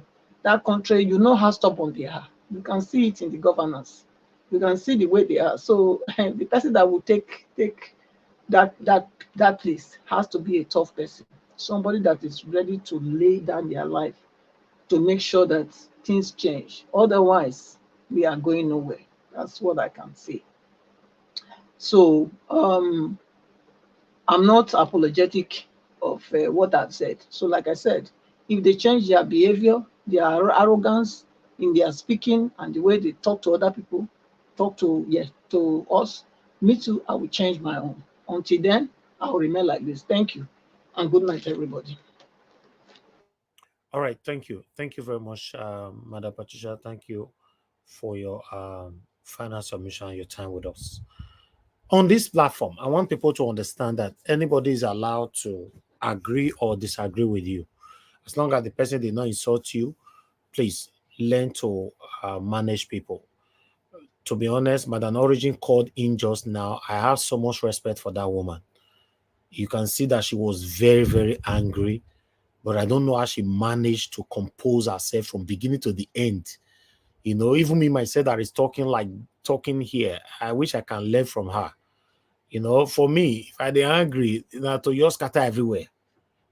She managed to compose herself from beginning to the end. You can feel it from her tongue, her voice, everything about her, that she was angry, but that style of composure is very, very important in every human's life. So please, we call it panel. Obviously, you're going to have people that will give a submission that's not going to make you happy. So, if we come here every day, we are hearing one straight submission that's making everybody smile, then we will end up deceiving ourselves. Sometimes we need the buzzwords. As long as we're not insulting ourselves, then, you're also here to counter the person. Tell the person you are lying. I disagree with you 100%. You don't know this history, you don't know this, you don't know that. But the people that is listening, we have finally know what is right and what is wrong. But the habit of we kicking on each other's, hating on each other's, fighting, some of us will vanish for like 2 million years. We'll not see you again because you're angry. My brothers and sisters, if you're listening to me, life is too short for that, for you to harbor any kind of anger inside you. It doesn't make no sense. If you argue with somebody, just move on. Don't think about it anymore. Please. Yes, I understand, Mr. Isaac. I understand, but still, we should still let to manage each other's. As long as the person is not directly attacking you and all that. Even me myself that is composed here, I refuse to watch those videos on social media. What about if I come here and I explode and all that? Then I'll have myself to blame, because after doing that, later on you'll not be regretting. So I'm just trying. Even since do you even know that since I reported this thing, since we started talking about what happened and all that, I received private, my personal people have cautioned me already that I should just stay calm or try, I shouldn't talk on it, and truly, I don't want to talk about it because I'm not sure how it started. I don't know what happened. I don't know these kind of things. As long as the people that I have on my panel here, they are not the kind of people, I'm good to go. I don't have the power to control everybody. I'm sorry about that. Even though I'm from Edo State, I'm a proud Benin man and all that, but I don't have the power to control everybody. That's one thing people must understand. So as long as you don't come here to portray those kind of satanism, then that's fine. Go and say it on your platform, man. I will not watch you, and I will not even bring it here. Thank you very much, my people. God bless you all. Let me come to the next person, which is Mr. Destiny. Mr. Destiny, please talk to us. A final submission, 4 minutes. Thank you so much, Mr. Naija. Good evening once again. Thank you, sir. Mrs. Patricia, thank you for what you just said. I know for supporting Sowore, that is why I say that, because we agree in that issue. But right from the one, this is the reason why I did not support Peter Obi. Well, because even if it's an Igbo man, because me, I don't believe in all this tribalism of a thing. That's why Nigeria is okay till today. But for you to say But, all the as an Igbo might not support Peter Obi, do you think it was a good thing? Yes, because I told you right from the one here that the reason why I don't want to support Peter Obi is that he does not always speak out when they are doing some kind of things about when they are oppressing people. He does not speak out then. You mean when they are oppressing you mean when they are oppressing your own people or anybody in Nigeria? No, I don't know. Yeah, as in Nigeria, like when the government is treating the citizen bad, he does not speak out. Peter Obi is always speaking out now. He's doing that now. I said then. Okay, before. Okay. Yeah, I said then. That was the reason why I did not support him. That's fine. Go ahead. Yeah, I told you here in this situation when you guys were supporting him, I said that was the reason why I would not support him then. So, and me, I'll continue supporting Sowore till tomorrow because that is the person that he does not care where you come from and he stands that this is what is right and he will always stand for that thing that is right. So, for all these fights between those states or this, for me right now, I believe it's just distraction. That's what I'm looking at it. That's my own thinking because I don't see the reason why people are saying because of what Nnamdi Kanu said for years. Election is coming, you guys are bringing it, or because because of 2023 election, you guys is seeing how this is going. That this man is not ruling the country the way it's supposed to be. Now you guys are not bringing it. Nnamdi Kanu said this about the Edo people, this one because of that. Oba is this. This is the Oba that every one of us has never insulted in any way, no matter what. And now, because of election last year, people that is not up to this man, a great son, not grandson, the great, how do they call it? And now here talking what I don't even know how to put it. But all what I want to say is this: let us not let these people to come here and divide us. Whatever we know that this person will stand and make us do the right thing. Because sometimes people will come and say that one person cannot come and make the country okay. But one person came now and make the country destroy the country because just for him to come and say subsidy is gone, electricity tariff is gone, this one is gone, the country is become chaos. Then they will come and tell us, I don't know if maybe some of us, yes, some of us as in Nigeria, we know whether they are trying to make us look stupid. I don't know. If this man did not come out and say subsidy is gone, Nigeria will not be where it is today. Then you come out and say that one person cannot make the country okay. But one person come and make the country ungovernable for everybody. Buying fuel that you are buying for 1,000 naira. Then you come and tell me that one person cannot do it. One person can do it when he wants to do it. Because it's only one. If the thing is, I know if maybe some governor even have the power to make the fuel a little bit down in their state, they will do it. But they cannot because all the power came from the top. And the power rely on this single one person who can say this is what will happen and if that thing will really happen. All the governors look just like spectator to this man. They cannot talk to him because if they talk to him, he can decide what to do and what not to do to them. For that, all of them just keep calm and not talking. Then here will come out and say the power, the governors are like this. That's why I don't blame governors till tomorrow. Because the governors, they are just like spectator. Because whatever the federal give them, most of them, that is what they did. If maybe governor from any state is not doing well, the federal say, no, this is not what you are supposed to do. They speak out that we gave him money to do this, he did not do it. For this is what is going to happen. I believe all the governors will see tight. Thank you.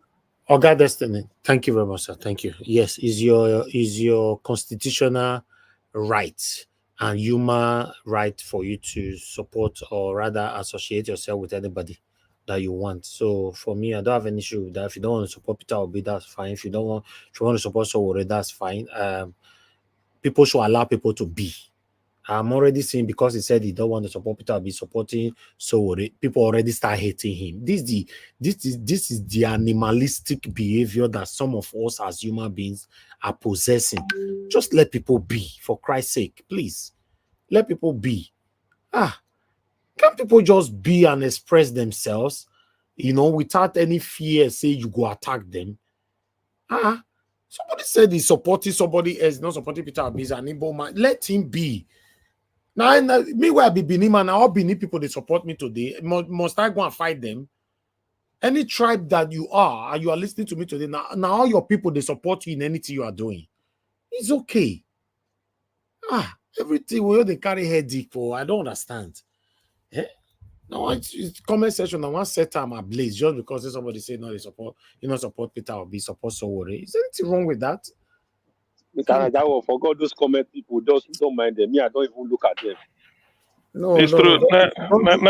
Niger Watch, forget about. After all, Joe Igbokwe, is he not a speaker for Tinubu? Joe Igbokwe from Nnewi. Is he not supporting? Exactly. Is he not a... So please, just certain things you just allow. Just some people can say Joe Igbokwe is from Nnewi. Till tomorrow, he assembles in Igbo in Lagos and tell them that the person to support is not P2B, is Tinubu. Joe Igbokwe. Have we killed him? Is he not moving around wearing red cap? So please, that's one thing. We tolerate a plural opinion, and there are many like that. There are many like Joe Igbokwe, many of them. We don't touch them. Simple. Thank you. Mbaka, Reverend Mbaka. Yes,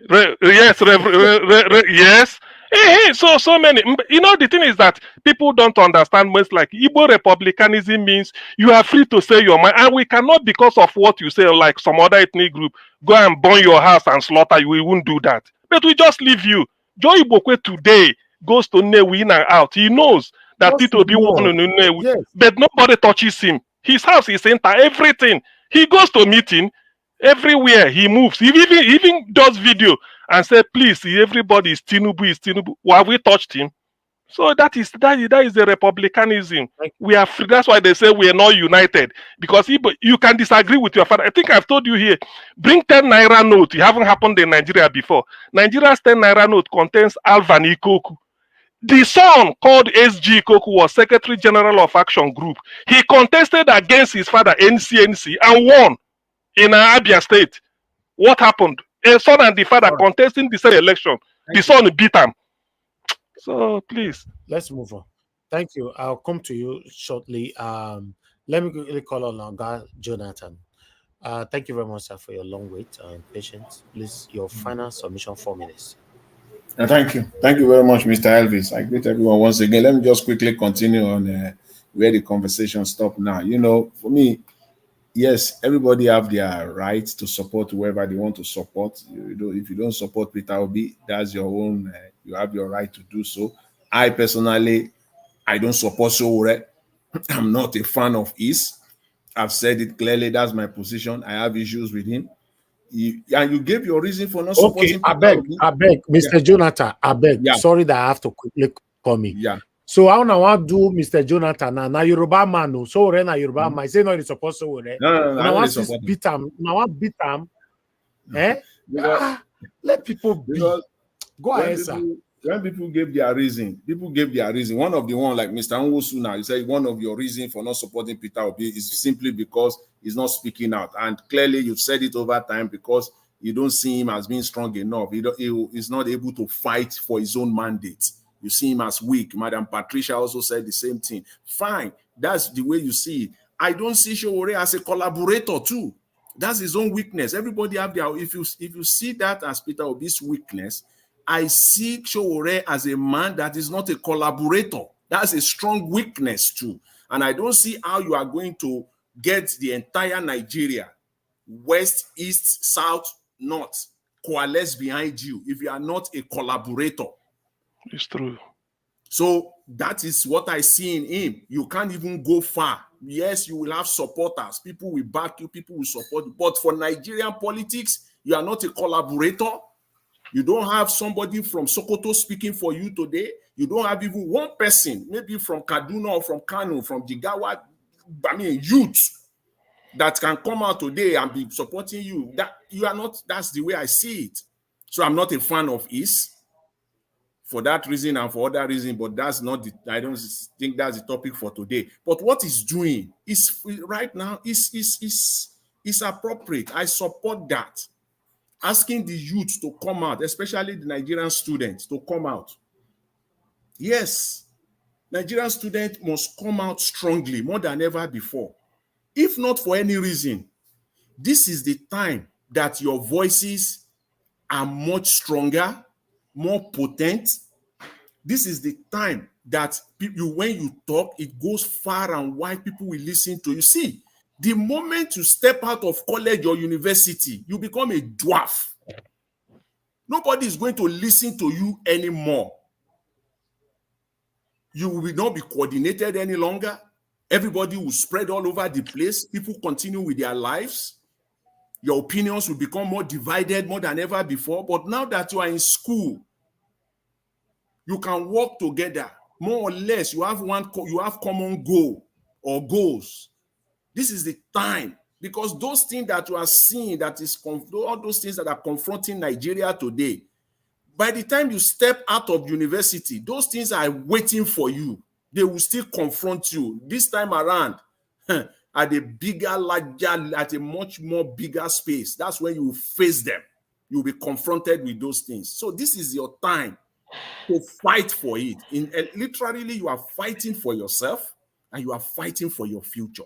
And this is the time that your voices can go far because you are more united now. You are in school all together.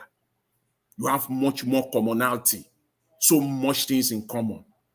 So this is the time. Take advantage of it, because all those things are not going to leave you. All these issues of Nigeria, they will still be there by the time you leave the shores of the university. So this is the time. So that's why I support him. This is for Nigerian students to come out. You have a big role to play here. A very big one. That's why Tinubu is fighting playing the politics. You know, the politics of money, trying to suppress them, making sure that, keep them, each and every one of them on their campuses, that they don't come out. Because can you imagine if the Nigerian students join? It will be a different ball game. So that is why it is important. I will call on them, on all Nigerian students. These problems that we have in Nigeria, all of them, if you think that you are not part of it because somebody is still paying your bills today, somebody is there, Tinubu, that's what he does best. He's now shoving the money down your throat now, giving you student loans. You will still be confronted with all these problems by the time you leave school. All those problems are waiting for you. Don't think that somebody will pay your bills forever. It's not going to happen. You will be confronted with all these issues. So this is the time you must fight. You must fight and secure your future. So, Mr. Elvis, I will leave it at that for now. Thank you very much. Thanks for the opportunity. I greet everyone once again. Thank you, Mr. Jonathan. Thank you, sir, for joining us today as usual. I'm proud of your time with us. Thank you. Let me come to Ogasiem. Ogasiem, is your time, then I'll come with after you with Oga Chris. Okay. Thank you. Thank you, Niger Watch. If you go on the chat call on the chat, 9:52 p.m., the guy who said 89% of Bini people are Igbo or something, he corrected himself. He said what he meant is non-indigens living there. That's what he meant. Oh, okay. Yes, so he's wrote it there. So that people should not go and start building a narrative on it. Because myself, I'm surprised though. I wanted to challenge it, but I've seen this. So that is one. Then if I went to the private chat, I put where Jakonde in 1979, 1st October, the day he was taking oath of office. In his inaugural address, he referred to Lagos as no man's land. So if today I said, according to Jakonde, Lagos is no man's land, people should not take it out on me. They will go and check. That's why when you quote the Bible, if I say Exodus 14:14, me said, the Lord will fight for you and you have to be still. You don't take it on me. You go to Exodus. When you go there and see it, you discuss with who wrote it there, not me. So this is what Jakonde said, and it can be Googled, so people will see it. That's one thing. Now, secondly, some of the narrative we build here, before I give you the history I want to say, some of the narrative we build here is that somebody may go to, let's say now, I take a trip to somewhere, and as we are drinking, I had a misunderstanding with somebody. Then tomorrow, maybe if I'm not using it, I will say those people are like that. I don't do that. Even if what you are saying may appear, you are not fabricating it, but how do we know the truth? Because you have to hear both sides. You have to hear both sides. If you say, oh, there was one Fulani man we were dealing with, maybe something like in Canada, the way he slapped me and talked down on me, the Fulani. No. Yes, you are saying you are reporting to us. But how do we know? What if we call the person and he denies it or he puts it in another perspective? Who do we believe? So please, people should not use that to build narrative. That's one. That is second. Now, let me say this. When I say the first friend, as I read in the book, that the first friend of Ndibo is Bini. This is it. Since the 14th century, when the Bini Empire existed, they've been dealing with the British. And I know because the British stole some artifacts, which they are returning now. It wasn't stolen with something like it's not something they gave to them freely. They must have invaded and stolen it. So that invasion, all those things, is what I'm referring. So it happened. Then it happened maybe thousands of years ago or hundreds of years ago. But in the 18th century, there's a place in Asaba called Ekumeku. They fought Ekumeku War with the British. So the Ezechima, which is the traditional ruler of Onitsha then, because Onitsha and the Asaba almost they are the same. Forget about the river. The Ezechima had to resort to who has dealt with these people before. He went to the palace. He went to contact the palace, and then they were talking at that. That is what I mean by, because you know your friend when you are in need. So he ran to him. That's why I said with history records that the first friend should be the Bini. That's why I said it. And because of that Ekumeku War. Because the Benis had dealt with the British before through the palace. When they came all these artifacts, we are not doing and do so many things like that. I may not know the details, but we all know that they've been dealing before the Portuguese even had they had an embassy or so. So that is what I mean. And secondly, the origin of Ndibo were Jews. It has been proven with DNA. We are Eri. That's what they call Aguleri Eri. If you get to Anambra today, there's a place called Aguleri where the former governor is Obiano. They have a shrine or something like that where it was documented. The origin of Ndibo, they are Eri. Eri is a descendant of, I think, the 12th son of Jacob. Before they now move it down. If you look at it, it has been proven. I read it and I read it very well. So this book is called The Startup Nation. I read it because of the Jews, what they did. It was mentioned in one of the pages. So why I say it is that it's not that we are making mouth, but we know where we come from. But the thing is, even if you come from somewhere, you have a friend. So why I'm so disappointed that people might be saying Igbos are insulting the Oba, insulting the palace. Well, I don't see there is nothing the Oba of Benin has ever, since I've been living, that has ever done to even warrant anything. Like we know, some people have said it here. This is just politics. Some people are just engineering this thing up. And mind you, I'm always skeptical on the social media. If you don't show your face like I do, the name, all I take to, if I want to cause confusion, I can put a TV name here and be saying whatever I want to say. They say na TV man, no see na the name.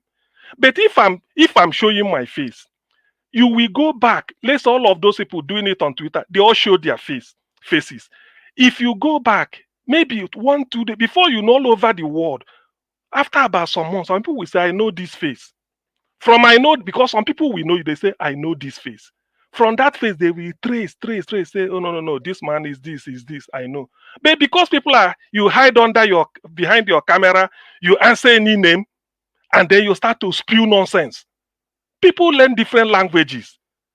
There are Nigerians that can speak 3 or 4 languages in Nigeria, and then they use it to cause confusion. So people should be skeptical what you take. That's why at times, I remember when I say here, I show my face, I'm genuine. Whatever, if you take it up with me, yes, I can come. But I'm not trying to say those that doesn't show, they are not. But it should have been, if something like somebody is saying all this, whatever insult, if I'm draining insult, God forbid, on the Oba of Benin, the moment I say it, somebody can take this and be tracing. Somebody must tell you, say, I've seen this face somewhere. Before you know it, somebody will trace it. So things like that is what I'm always skeptical. But I feel that people are free to believe what they want to believe in. Now, let me appeal to my Igbo brothers. The fact that somebody doesn't support P2B, in fact, I can give you a dozen name of head. Rochas Okorocha didn't support P2B. Have we killed Rochas? Ojus Okalo never supported P2B. Have we killed Ojus Okalo? Ekweremad, if not, is in prison. He is not a fan. They even refused. They were the people that kicked against P2B when P2B was even selected as vice to Atiku.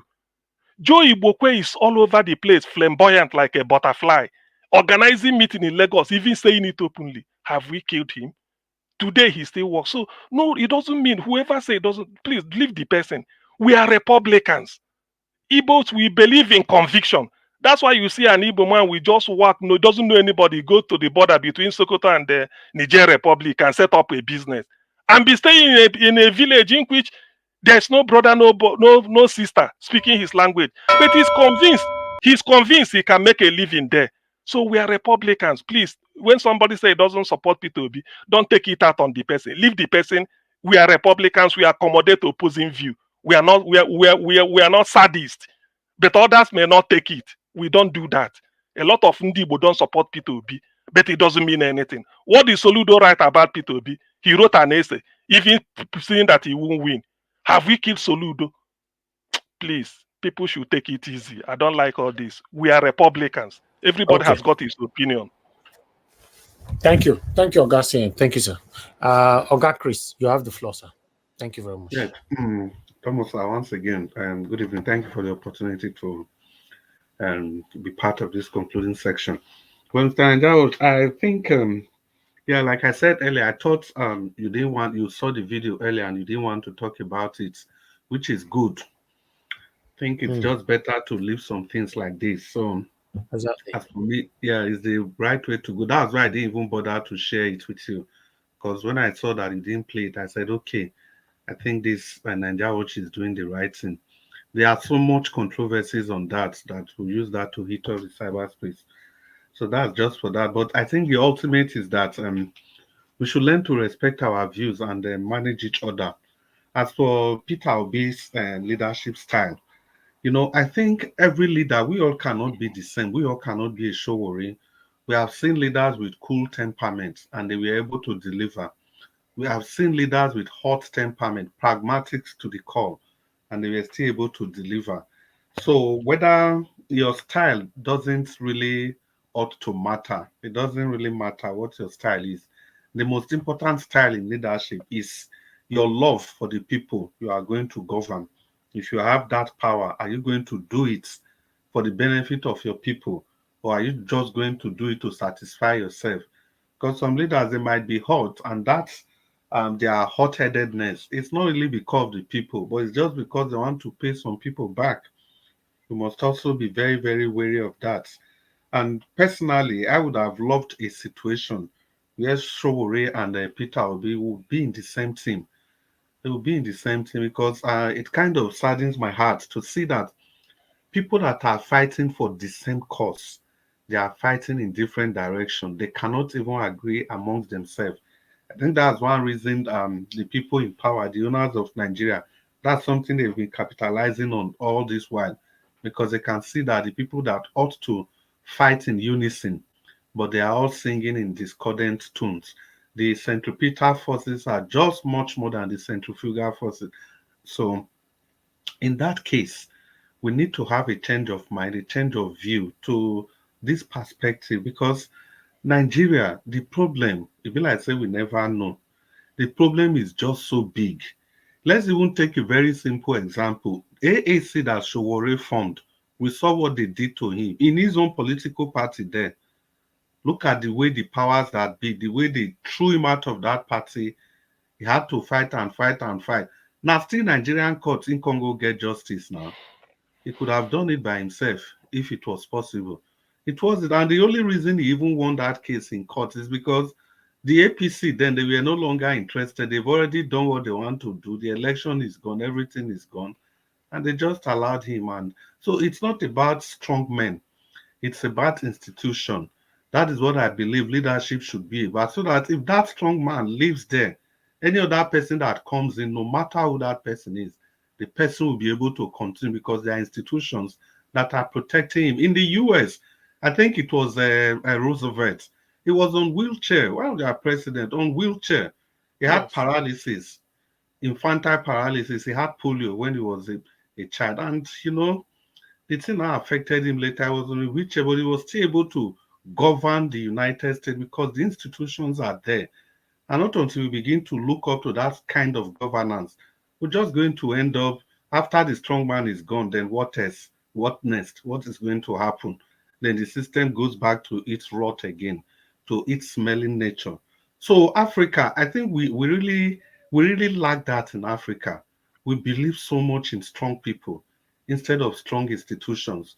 Imagine if only the EFCC was functioning as an institution of its own. Just imagine what could have happened. Imagine what could have happened to this plethora of thieves that we have in power. Imagine if INEC as an institution was able to stand on its own, not relying on the goodwill or on the strength of any strong man somewhere. Imagine what could have happened. Imagine that nobody could have been able to influence the INEC. Panda, they just do the biddings of the party in power because they want to retain their position. They want to continue in perpetuity. That is why in the US, if the president appoints somebody like the director of the FBI, it becomes so difficult for him to remove that person. That's how it ought to be. It's not the one somebody just wake up, the president of the nation just wake up, and the next thing, the chief justice of the federation is gone. Just like that, with a fiasco, no investigation, nothing. It is this same lack of institution. That's why Emefiele and Buhari together, they could print trillions of naira and nothing happened. That is why the president, Tinubu, can take a bill to the House of Assembly for them to pass a bill that will prolong the tenure of the Inspector General of Police. And it was done in a jiffy. These are strong men. This is what strong men can give to you. And strong men is the pathway to autocracy, to dictatorship.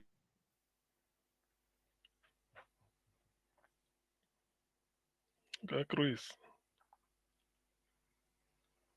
Okay, Chris, you are done, right? Okay, Chris, they don't freeze you. Anyway, let's move on. I don't know why Chris, but let's say CM don't carry that network wahala give you. Can you come and get network wahala now? Let's call on the last person. Not on by turn. The last person on the panel, Mr. Oduwa, please, your 4 minutes. Thank you. Okay, thank you, Mr. Nigerian. Thank everybody. Baba Jonathan, thank you, but I want to disagree with your submission of view towards our sister from Kenya. Because our sister from Kenya did not hack Nigeria, but to what we, especially that live in Europe, experience the inferiority, the look that we are, is where that our sister from Kenya said, no, I jealous the Nigerian upon the intimidation that they are giving to the blacks, but Nigeria are still striving out in every aspect. Because those things we call education today or academy came from these white people, and they still find out that the black are still doing better than them, not just all black, but especially Nigeria. So that is where our sister used it as an example that the rest of them need to do the same thing. At least let us meet this Nigeria to teach us this, their whatever that is really working this thing out for them, so that all of us can be along together. Because according to people said, a broom cannot kill a fly, but when it becomes bunch of broom, then we'll be able to kill a fly. So that is the view of that our sisters, and I still thank that our sister for seeing it that way, that when Africa work together, it can be better place for people to live on. Because the people that live in other countries today wanted to return back to Africa, but because of the kind of leaders we have, that is why they are not returning. And but what we will use there to say is that let us imitate and learn things practical from them, not theory or objective. Let us learn practical things from them and bring them back to Africa to make Africa a better place for people to live. So that this same white people who are intimidating us, who call themselves white, but they are not white, that are intimidating us, can now be doing whatever visa to come and seek for a refuge in our land. So that is what that our sister is trying to say. And I thank her. And I urge all Africa to see it that way. And let us work together in collaboration. That we should not be seeing ourselves as a Ghana, Nigeria, Mali, Senegal, South Africa, Zimbabwe, or so on and so forth. We should be seeing ourselves as an Africa, one Mama Africa, one children. So that is it. And thank you, thank everybody. For those who are angry that they are being insulted, please, whenever things like this come, let people not see it as anything, because Pope that live in that control room, they still have an insult. So when you control children, you must have wayward among your children. So that is it. For those who say, they are insulting this and they're insulting that.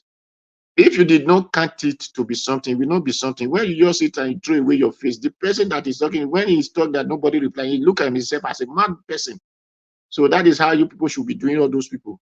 Whenever this wayward children come, just ignore them. Because they are doing it to make money. They are doing it for you to respond to that. Facebook or YouTube channel will say they have view. So when you ignore these things, then they will no longer have you. That money will not come to them. So thank you. Thank everybody. Thank you, Mr. Najawa. That's all I have to say. Then where are those pastors who did protest? Mr. Najawa, this protest that you showed now, you will have shown it that day when they were saying they want to do protest. So those kind of things is what they need to be showing Nigerians, especially whenever they said, let us do protest. And those people that did this protest, they are still in Nigeria, but they never talked since Buhari time to now. So, Mr. Najawa, thank you, thank everybody. Good night. Thank you, Mr. Odowa. Thank you, sir. Thank you very much. We missed Abdul Malik today. Thank you. Oga Chris, yes, sir. I want to, quickly add to what Mr. Odowa said or to respond to him. Okay, 1 minute. Thank you. When he was referring to the Kenyan lady talking about Nigerians, and I like what you used the word. The reason why I decided to respond when I heard you use the word collaboration. That's what Nigerians are not. We are not collaborators. Individually, Nigerians, you see them all over the place. And that is exactly what we're talking about in Nigeria today. Nigerians are all over the space, individually on their own. But when it comes to harness it together, to connect it together for the development of our country, we are nowhere to be found. That is the problem.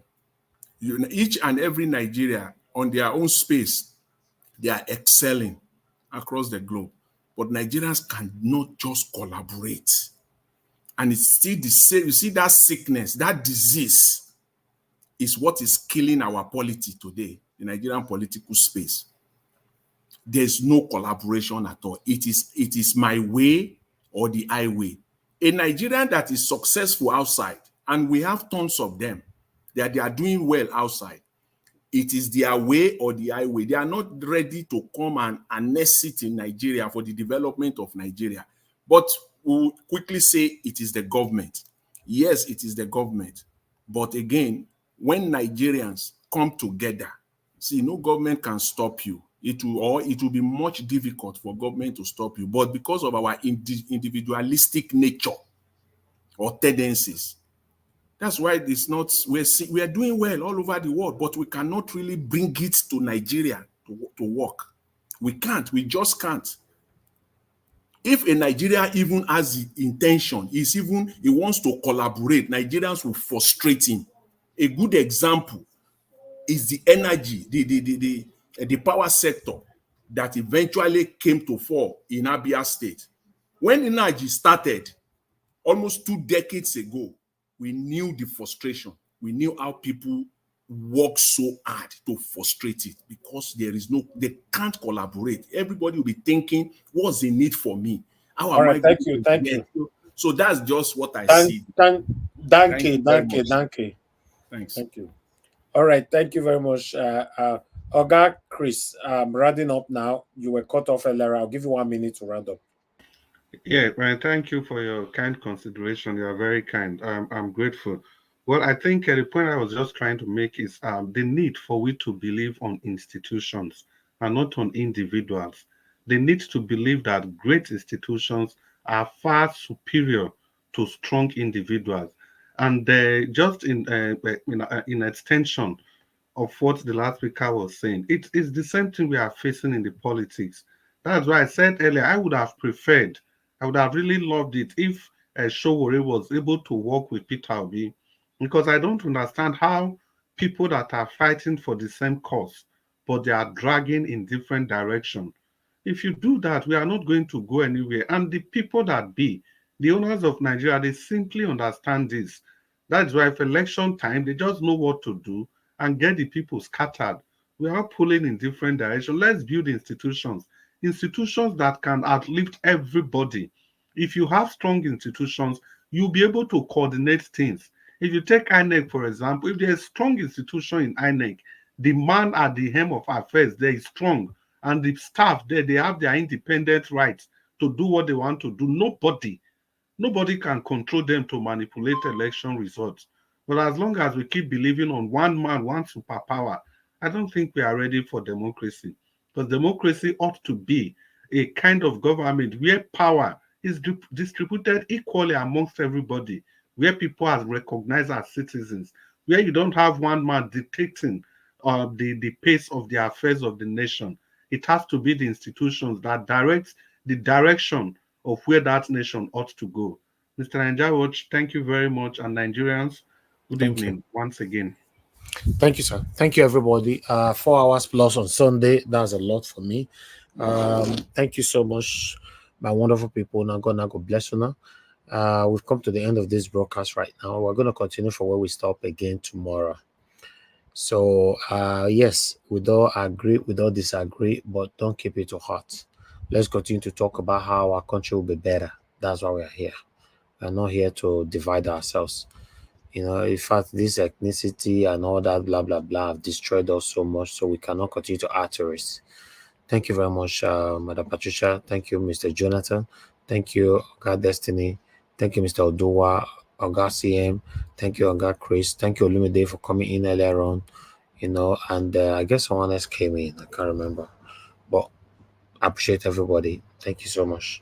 For every one of you that called in today, a lot of people actually called him an origin, and I love God is my strength, and many others that called in. Our elderly mothers and all that called in. A lot of people called in. You know, I just want to say thank you very much for your presence today on this show. And I got 2 of you that supported this platform today. Thank you very much, Oga Jaja. Thank you very much. Love God is my strength. I really do appreciate you. Thank you so much. God bless you all. While the people right down in the comment section start with Mother for all Mommy Diaspora. Thank you very much, Mommy. Thanks for all you do. I appreciate you always. Thank you, Oga Abo Azi. I appreciate you, sir. Thank you very much, Wabo Felix. I can see right there. Thank you, Vitos. Thank you, Agio Deborah. Thank you, Nell James, Mike Akiombare. Thank you. Thank you, Peggy Modi, Riomi Abdul. Thank you, my people. Thank you, Shiere, Ada, Usakwe. Thank you very much, Madam Ame Bright. Thank you, ma. Thank you, my people. Ijidima is right there with us. Tracy Jacobi. Thank you, Love Maduka. Thank you, my wonderful people. Yusuf, thank you, and many others. Patience Idemudia, Tony South. I appreciate every one of you, my people. I'll see you guys again tomorrow. By God's grace, fingers crossed, so that we can continue from where we stop. Have a good night, and please, before you go, don't forget to press on that like button. Don't forget to copy the link and take with you. Good night. Bye for now. Oba Talk Bay, sir.